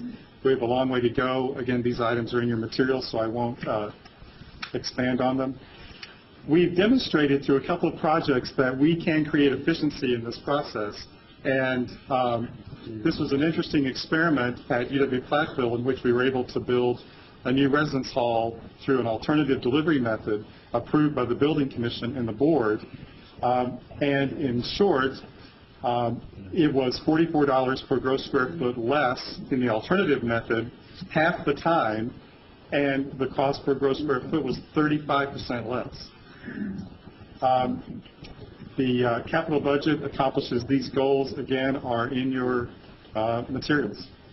Thank you. Any questions of David? Seeing none, any discussions on the proposed resolution? This is 1B. It's been moved and seconded. Just because it's a budget, I'd like to do a motion for previous question to close it off.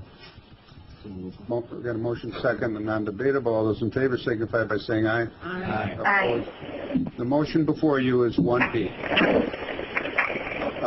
All those in favor signify by saying aye. Roll call vote. Trying to be formal. Regent Bartel. Regent Bradley. Aye. Regent Burmaster. Aye. Regent Conley-Kiesler. Aye. Regent Crane. Aye. Regent Keane. Regent Davis. Aye. Regent Loftus. Aye. Regent McPike. Aye. Regent Pruitt. Aye. Regent Randall. Aye. Regent Rosenzweig. Aye. Regent Salas. Aye. Regent Seminis. Aye. Regent Smith. Aye. Regent Spector. Aye. Regent Walsh. Aye. There are 15 ayes and no nos. The motion passes. Before I ask for a motion for adjourned, Regent Loftus, would you like to make a motion, or do you want to do that tomorrow on the evaluation? Well, let's do it today. Okay. Make your motion. I move that the President and the Board of Regents, including the evaluation of chancellors, their performance regarding the Wisconsin GI Bill. In other words, that shall be a consideration how they have handled the GI, the veterans issues, not just the one before us. Right. We're reaching out. I read that as reaching out that we think this is an important initiative and the veterans need to. I think unless the chancellors know specifically what priorities are of the Regents. Sure. It's been moved. Is there a second? Second. We have a second. Any discussion? Seeing none, all those in favor signify by saying aye. Aye. Opposed? Motion passes. Can I, Mr. President, just thank this board for its support of our recommendations on the operating budget and the capital budget. We really appreciate it. We have not yet begun to fight. That starts now. This is the beginning of a process. I'll be back to you at your meeting next with some ideas for an advocacy campaign for this budget that will have you, I assure you, very heavily involved in. Thanks again. Is there a motion to adjourn? It's been moved. Is there a second?